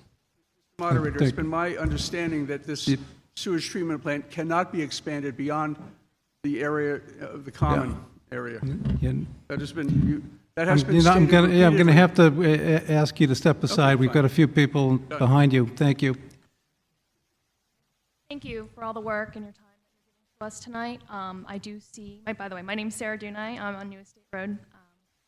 I am speaking here on behalf of the public health concerns. I'm a molecular and microbiologist, and the proposed slated site for this is in the backyards of many residents, and there's known facts from using any type of wastewater treatment, whether it's anaerobic or aerobic, that pathogenic microbes can be aerosolized, meaning germs, things that can harm you, can be entered into the air. You cannot 100% guarantee that, and sulfur gas, which you only need 1 part per million, very little amount, to cause odors and thus respiratory concerns can thus ensue for those residents. For example, my household, 2 asthmatics and another immunocompromised. If this site does get proposed and approved, we're going to have to move. We cannot take that risk to our health. No one should. And I'm not just saying this because it's in my backyard. If a site like this is going to be made and approved, it needs to be a fair distance, at least maybe a mile or something, away from residents who are exposed to this, which probably is not possible, but we do need to take these into effect. Carbon filtering does not remove those type of aerosols and 100% of those gases. Thank you for your time. I really appreciate all the hard work you're doing, but let's think of the public health concerns for those who would be affected by this, wherever it may go. Thank you. Thank you. Yes, sir. Mr. Moderator? Mr. Moderator, again, because this is so technically complex, if you would indulge, I do want to be able to answer people's questions and concerns, even though that wasn't framed in the form of a question, if you would indulge. Okay, if you could be brief. Okay. Thank you. That's hard for me, sorry. So here's the first point to this. So the studies that are out there are very clear that certain types of wastewater treatment facilities like this, which by the way is not what we're talking about, involve significant aerosolization of microbes, okay? We're talking about systems that have lots of bubbles going through it, lots of aerosols into the air. We've been very careful to design something here that doesn't look at all like this, okay? What we're talking about is a completely enclosed system that's got a variety of different air filtering options. It's got a variety of different containment options to address both nuisance aspects as well as public health aspects. And furthermore, frankly, the Commonwealth allows a wastewater treatment facility to be put within 50 feet of a residential property line. And we've been very, very careful to put this as far away from as possible as is technically prudent from a property line. And so ultimately, what we're looking at is the possibility to put in a site in one of 2 locations, You can see the quirk down on the bottom left. You can see the properties at the right. That would be about 800 feet roughly. The other option would be to put it up there. That's about 600 feet from residents. So we've been very careful to address this. And frankly, in a town that is 17 square miles, right, a little bit more than 4 miles by 4 miles square, it's impossible. It is a geographic impossibility to treat our wastewater a mile from every single residence. Cannot be done. Okay, yes, sir. George A. Sanders, 672 Great Road. Mr. Moderator, there's a few things I have some concern about. This is a topic here that should have been on a night by itself, that we should not shortchange any person that wants to speak, because if this thing get voted through, every taxpayer is on hook for it, because we are guaranteeing the money for this project. Secondly, nobody asked me as a resident, should the town be opt-in?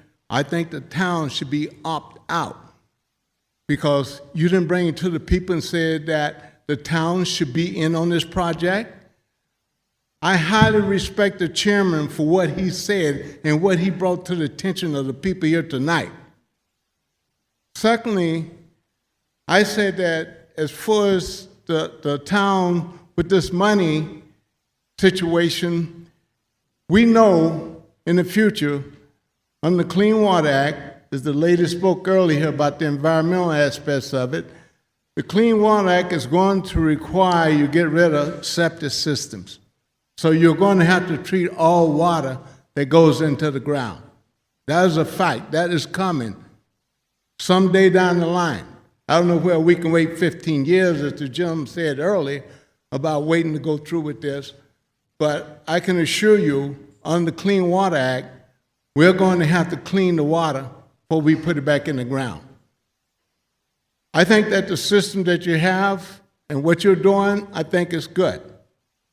But one thing I don't like also is that you come up and tell us there's $27 million, but yet instead, you got a contingency built in there over $2 million.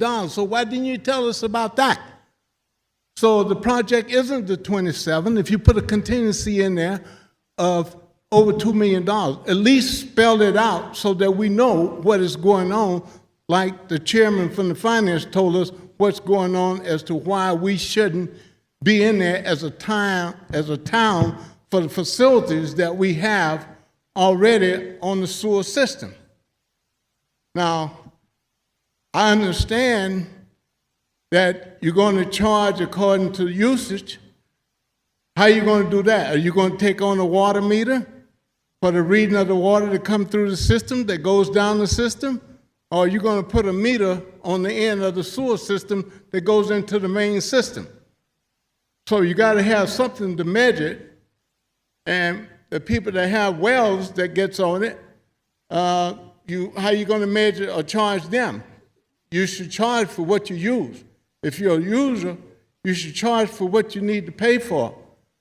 I just think that we got to do better in terms of this, because like they say, if it doesn't go through in May, then that money invested in the planning and so forth, then that's money that we put in that is not a recover on it. So I agree that we need to do the system.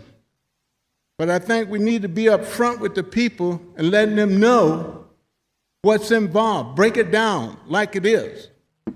Don't shoot it in and lump it in and tell us one thing and then put a contingency in there of $2 million, over $2 million. That doesn't set well with me. Thank you. Thank you. Yes, sir. My name is Neil O'Leary. I live at 29 Woodland Drive. I'm also chairman of the Economic Development Committee here in town. 5 years ago, last month, the Board of Selectmen at the time decided to recreate an Economic Development Committee. And at that time, we sat down and said, well, the first thing we should do is find out what the residents want.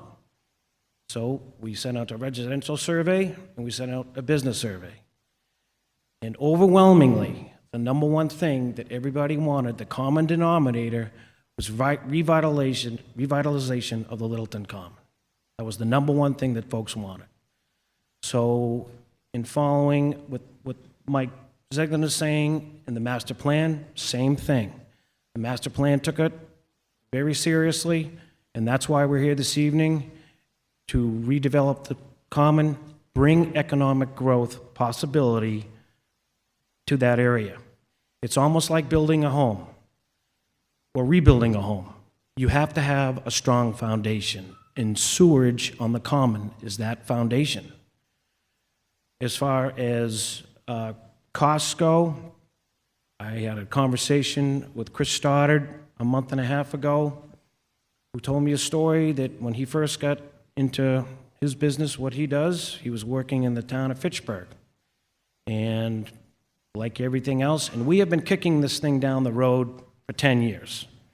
And so when the master plan, when the Board of Selectmen asked us what we want, we said we got to stop kicking this thing down the road.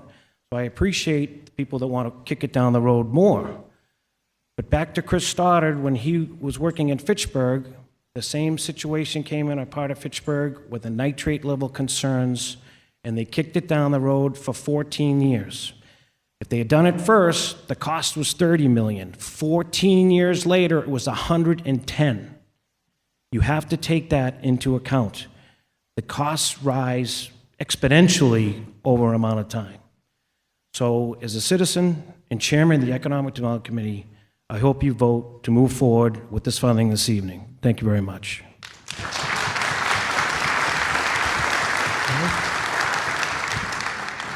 Yes.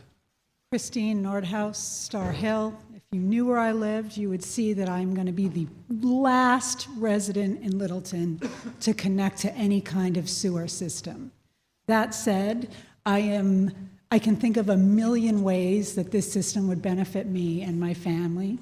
I think the biggest concern for me is an environmental one. There's no environmental benefit, not one, to waiting. There's no benefit to losing a selectman with this level of technical understanding. There's no benefit to waiting. There's no economic benefit to waiting. We've been talking about this sewer since I moved into town 21 years ago. 21 years. We gotta stop being afraid of technology and being afraid of progress and calling taxes a dirty word. This is a great, awesome, environmentally friendly system. We need to move forward and stop being afraid of progress. Thank you. Okay. Yes, sir. Ivan Pagasic, Water Commissioner, Whitcomb Ave. I just wanted to reaffirm the Water Commission did vote in support of this article. Speaking as a commissioner, we welcome the opportunity to sit at the table during the design session. We have a lot of expertise over at the Water Department, and we hope the town will utilize that expertise moving forward. So I'm hoping for support tonight. Thank you. Thank you. Yes, please.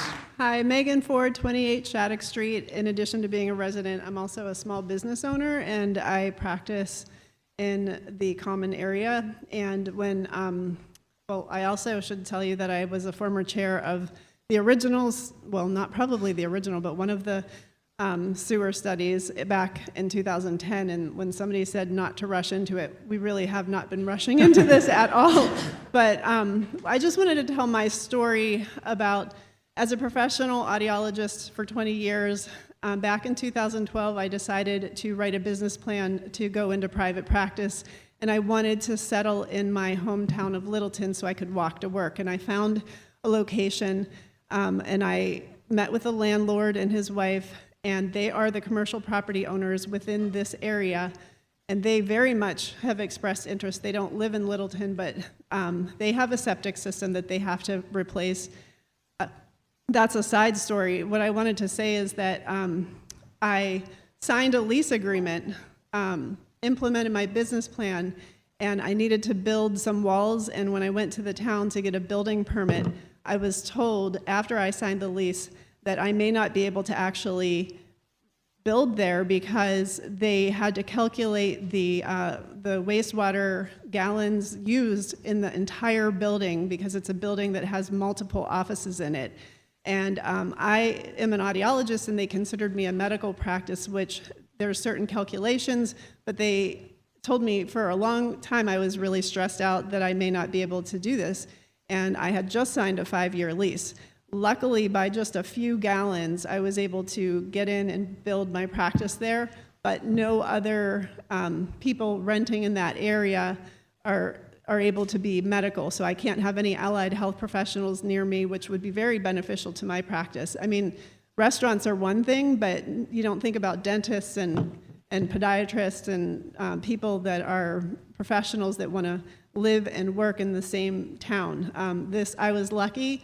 And if I wasn't able to get in, after 5.5 years, I've registered and helped 1,800 patients that I wouldn't have been able to help, and they've come from all over coming to Littleton. So that's just I totally support this, and as a business owner working in the Common, it's a great thing, and it will help my business, if anything. Thank you. Thank you. Yes, sir. Hi, I'm Bob Zimmerman, 83 Sanderson Road. I have several points here, and I'll try to make them in under 4 minutes. One, there are significant groundwater benefits to this, not only replenishing Beaver Brook by recycling the water, running it through what's called a membrane bioreactor. The water on the other side of a membrane bioreactor is actually drinkable. That's what we would be recharging our aquifers with. We'd actually be improving the water quality in Beaver Brook. Because we could reuse the water, we're reducing pressure on our existing wells. We're about to spend $7 million on a new well. We need to reduce pressure on our existing wells, and reusing this water is not only a source of income, but it also is environmentally sound in that we reduce the amount of water that we withdraw. We're heading into climate change. We're at the beginning of the knee of the curve. You've all read the news. Things are not going to be comfortable for us. Each year, catastrophic events are going to happen. The nice thing about a quirk is that it provides water and energy, the two most important things the day after we get hit. And anyone here who thinks we're not going to get hit in the next 10 years or so, I think you're probably dreaming. I hope we don't. I would add this. My commercial property taxes between 2001 and now have risen by a little over 5 times. The only way to stabilize our rates is with commercial development. For me, commercial development needs to be located in a place where we can have a dense walking village, as opposed to Westford on 110, where we have to get in the car to go to the car dealership, and then get in the car to go to the meat guy, and then get in the car to go to the hardware store, and then get into the car. You follow me? I'd much rather have a walking village center with restaurants and the amenities that we all need. All the town is being asked to do is to provide its borrowing power of 1.5% or less to get a favorable loan to help make this project very affordable. That's it. Only the users are going to be required to pay for the system. It's in our interest, once those businesses are enhanced downtown, our property taxes stabilize, even though we're not in the system. Finally, we're becoming beneficiaries of grants at the state level. I have to tell you, folks, there's a quirk being considered for Union Point in Weymouth right now. If that goes in before us, I can tell you on the other side that the number of grants available for us will begin to disappear. And then finally, nitrates in the common get as high as 30 milligrams per liter, or 30 parts per million. At 10 parts per million, DEP requests, that is, orders towns to build sewer systems. If they order us to build a sewer system to reduce nitrates in the common, all bets are off. We're on our own. We can forget about grants and favorable loans. Thank you. Thank you. Yes, sir. Elijah Eidenwild, 123 Harvard Road.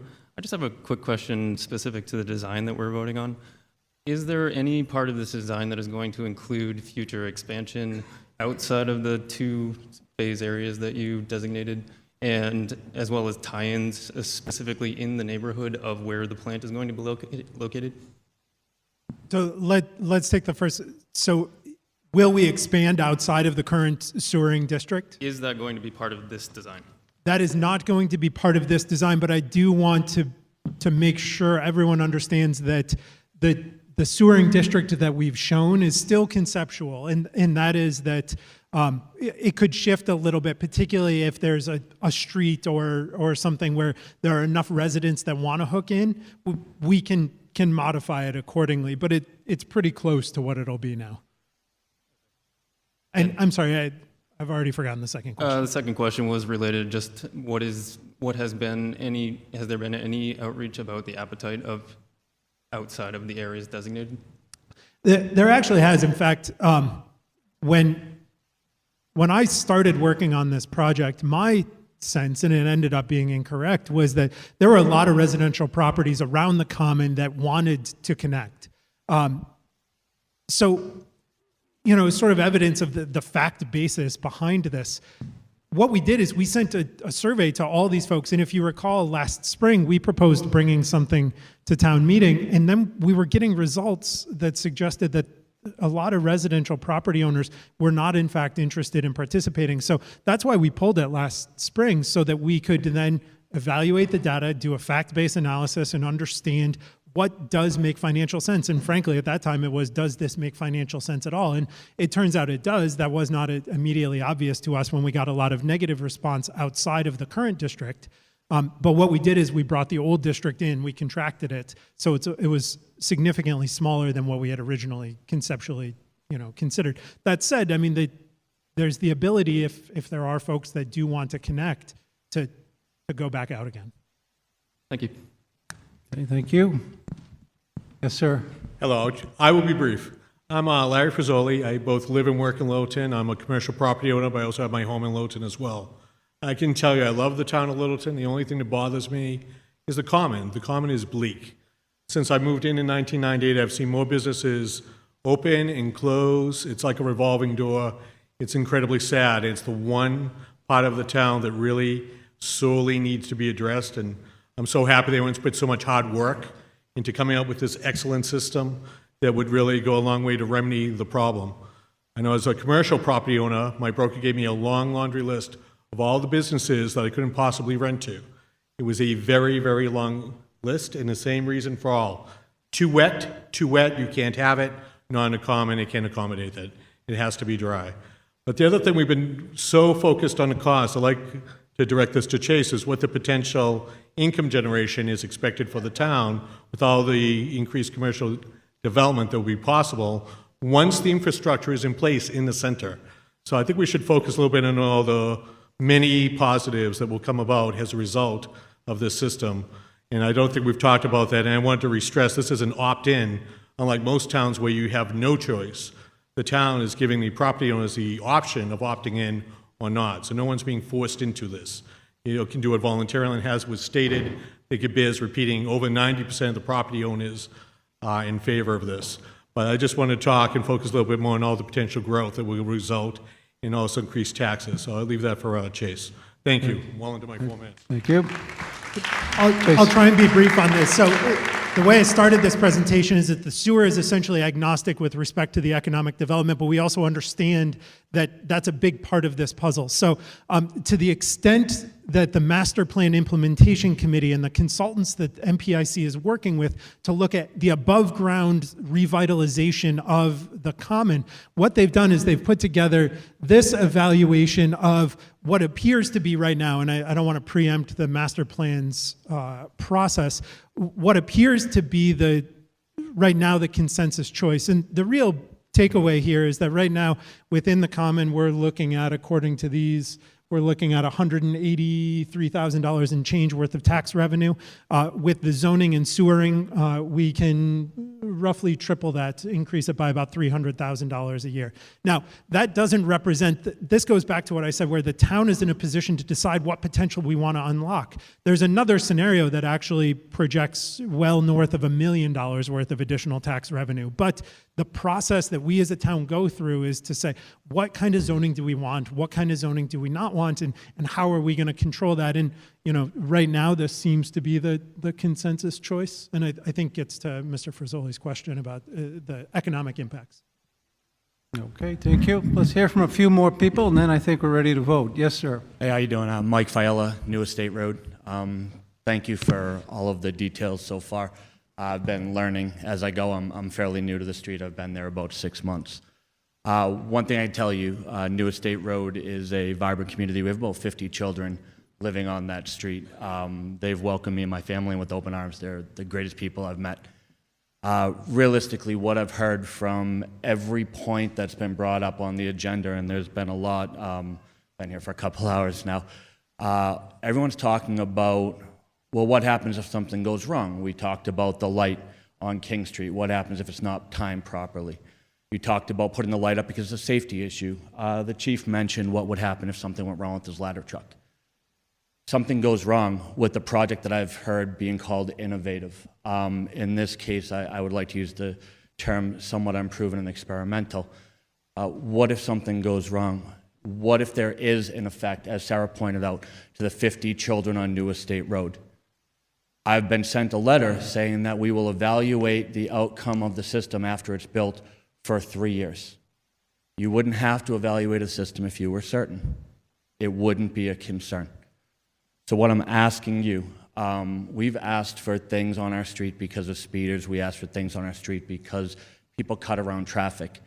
One of the most effective signs for me as a driver when I'm driving through neighborhoods is the sign that says, drive as though your kids live here. As a resident of the town, as somebody whose children live here, as somebody who coaches your kids, as someone who's been involved with this town for quite a bit longer than I've lived here, I'm going to ask you to vote as if your kids lived where my children do, which is right on New Estate Road. So I don't have any questions. I don't have any points to bring up. I'm simply appealing to you as my residents, as my family, as my street would ask you to. You're voting for dollars at the potential risk of 50 children who live on our street. That is a bad decision. Money cannot undo any concerns that we have for our family. So please vote as if your children lived on New Estate Road. Thank you. Okay. Yes, sir. Mark Rambacher, 205 Hartwell. I have about 3 questions that I hope will be quick. One is, have we done any assessment of the economic viability of the project if the town does not buy in? We're saying that this is going to basically cost double what it would cost to repair the system at the high school, and the operation costs are also double of the system at the high school. My second question is, do we have any commitment from any of these businesses or homeowners that they are actually going to sign up? We sent out a survey, and they say we get a rough feeling about how many may be interested, but we don't have actual contracts or firm commitments from anyone. So we're basing the economic viability of the project on these numbers that are still kind of wishy-washy because no one signed any agreement to my knowledge. My third question is, what happens if we wait? Is there any reason we have to vote this now versus May when we would have more information about things like the potentially have people signed up? Does it affect our grant status or anything else? Thank you. All right. Thank you. Selectman. So help me out with the first question again. I want to take them in order, but I missed it as I was writing down. My apologies. What happens if the town itself does not hook up? Is the system still viable? So if the town itself doesn't connect to the system, I think we ran that scenario, and I frankly don't recall the results of it. What we did encounter is that we had originally wanted IBM, the property that is IBM, to participate, and we thought losing them could be a real drag on the system, and then we reran the numbers, we shrunk it, and it actually worked. So I'm speculating here because I don't recall off the top of my head, but if the town didn't participate, that's not at all what we're talking about here. I think there are a lot of long-term benefits for the town to participate that far exceed the marginal O&M costs, for example. But I don't know the net result. The second question was the survey information. So again, coming back to the conservative nature of this, we sent out surveys with hard numbers in them. But what we didn't do, and one of the suggestions that we've got since we sent that out, is talk with particularly residential property owners about the ability to finance this in different ways. So I would say that the surveys that we sent out, first of all, we had 90% positive response rate from the businesses, which suggests to me that there's very little squishiness in those numbers. And secondly, I'm actually hopeful that we could expand the number of residences as we give them additional financing options that make it more financially viable for them. So we're very careful to send out surveys with that information, but you're not wrong that it was a survey. The third part is, the second part of that, forget about that. What happens if we wait? What happens if we wait? Frankly, the grant money, among other things, is what happens if we wait. A certain amount of that grant money is probably there regardless, the economic development money that we mentioned, but the environmental components of it evaporate. And furthermore, we really, and the environmental bond bill, the $6 million in the environmental bond bill that we're working to realize evaporates. So there's a high cost of waiting that is just dollars, say nothing of the other aspects of it.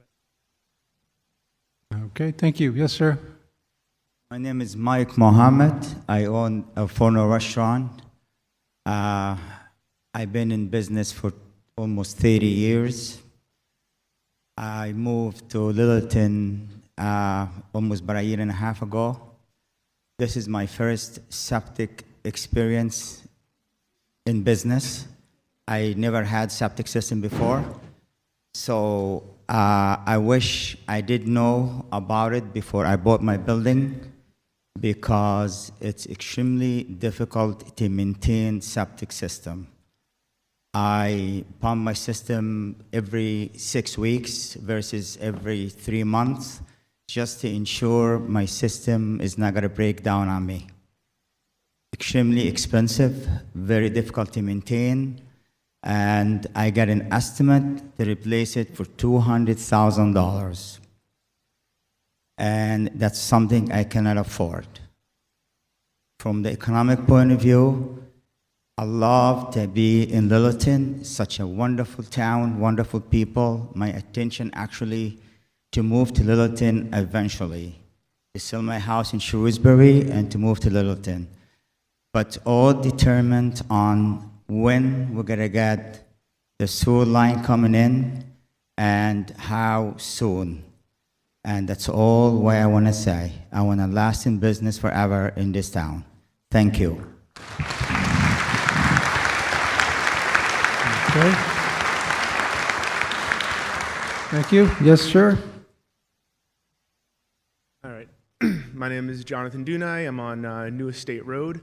In fact, on the projections of that site, you can see my house on just about every single one of them. I just had a couple of quick questions, hopefully. I know there have been questions on the some aerosols that can't be filtered. There's been questions on what happens on what goes wrong. I'll stay away from that. I want to point out there's an industrial area that this is looking to go in, basically right behind my house. And a lot of the houses on New Estate Road are going to be affected by this. we've been promised before when new facilities have moved in that, oh, no, it'll be fine. We won't, it won't affect you at all. But there are still people that are complaining because they can't sleep at night from the hum of generators that are going off behind our houses. Very loudly, in fact, a lot of times. I've asked a couple of real estate places that, I'm looking to buy a house. There's a wastewater treatment plant nearby. Is that going to affect it? They have almost all told me, don't buy there. So what you're effectively doing is asking me to vote for something that is going to potentially, I love the idea of a sewer. I really do. I lived in Chelmsford for a while, and there was a sewer initiative there. It was great. But what you're asking me to do is vote for spending money to revitalize and improve businesses in the center at the actual detriment to my properties and the properties of many of other people on our street, aside from the other concerns of health and danger. Can you actually guarantee me that there's going to be no decrease in living quality because of noise or odors, or I want to see some sort of guarantee on the record here that will allay my concerns.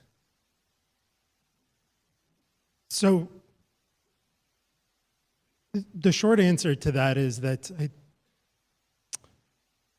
should be skeptical of anyone that's promising something to you when they don't even have a design yet.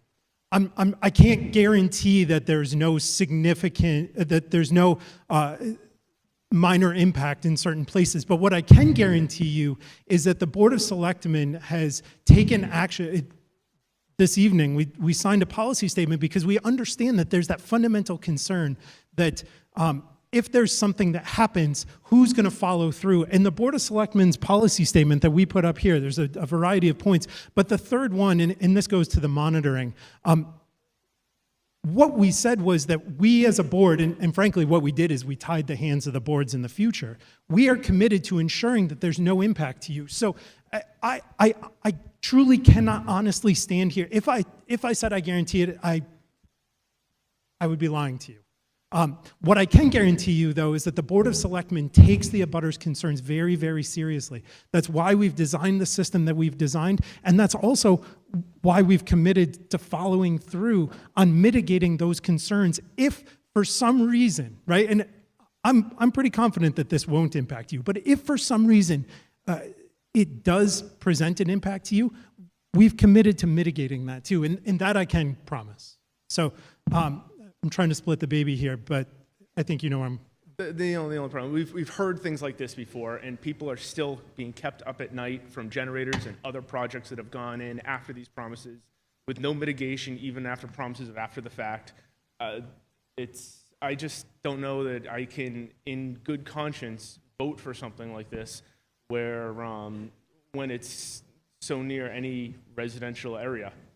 I will say in response to that, the town entered into a similar agreement or a similar policy statement. What was it? The road that we just did, Keith? That was a number of years ago that we entered into the policy statement and repaved a road in accordance with. How old was that policy statement? Do you remember?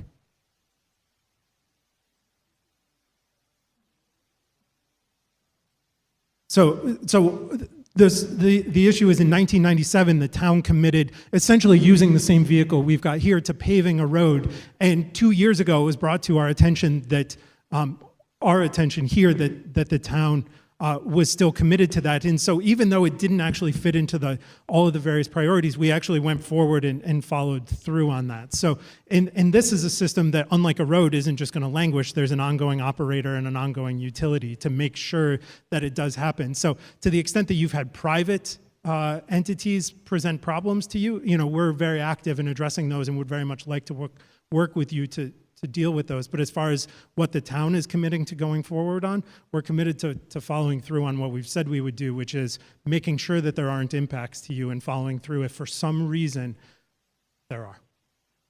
Thank you for your consideration. I'd just like to move the vote, please.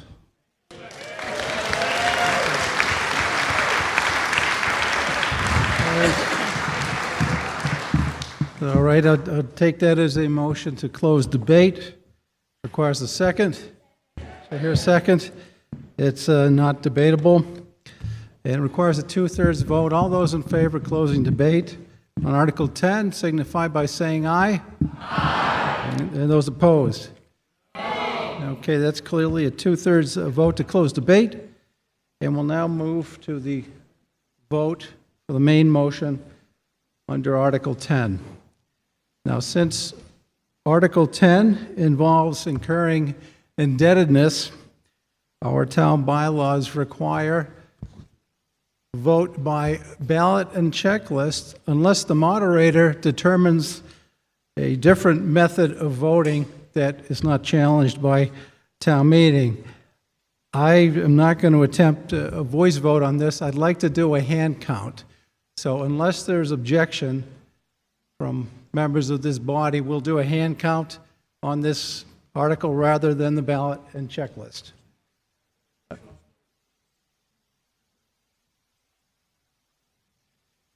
All right, I'm reminded for the second time that there may be some voters in the non-resident section, so please come into the center section if you intend to vote, if you are a voter. All right, so I'm going to need, I think we'll need 4 counters then, Madam Clerk. If we could get some volunteers to come forward. I don't sense groundswell for the ballot and checklist, so we'll do the hand count. All right. You could tell people where you like them to. I'm gonna.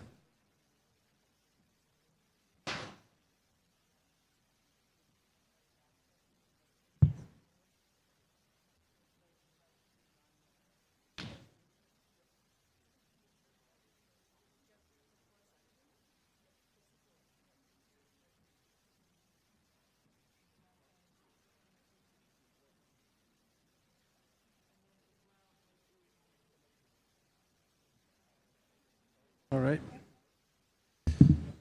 All right.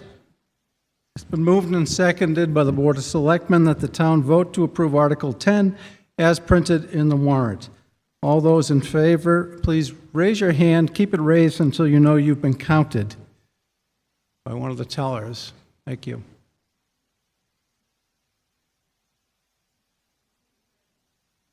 It does require a 2/3 majority because we're borrowing money.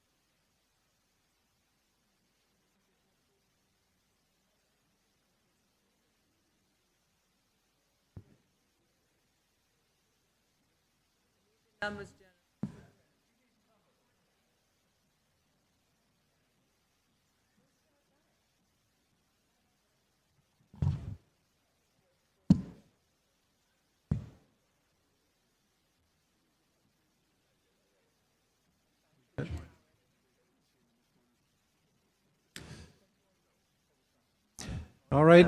All those opposed to the motion, please raise your hands. Keep them raised so you've been counted.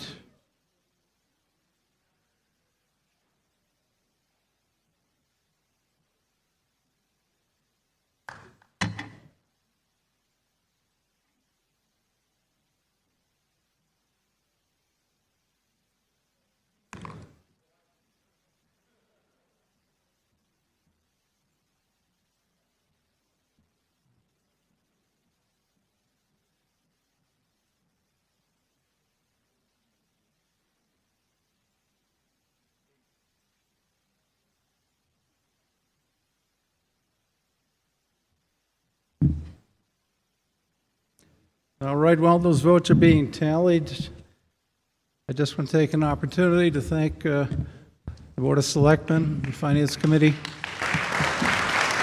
everyone.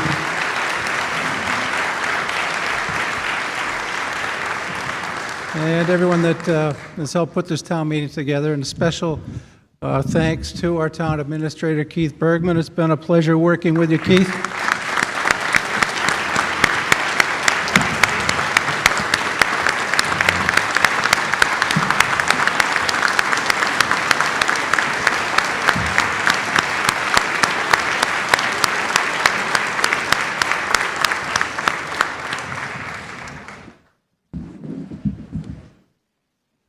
Right.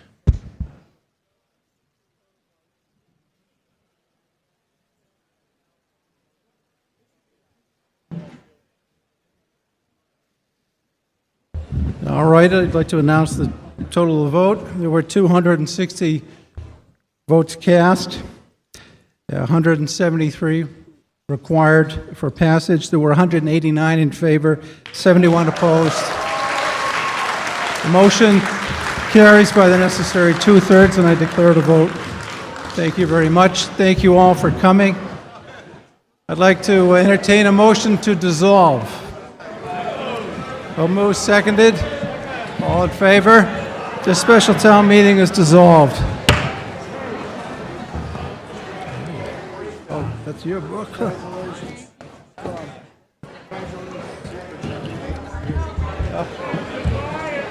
Thanks.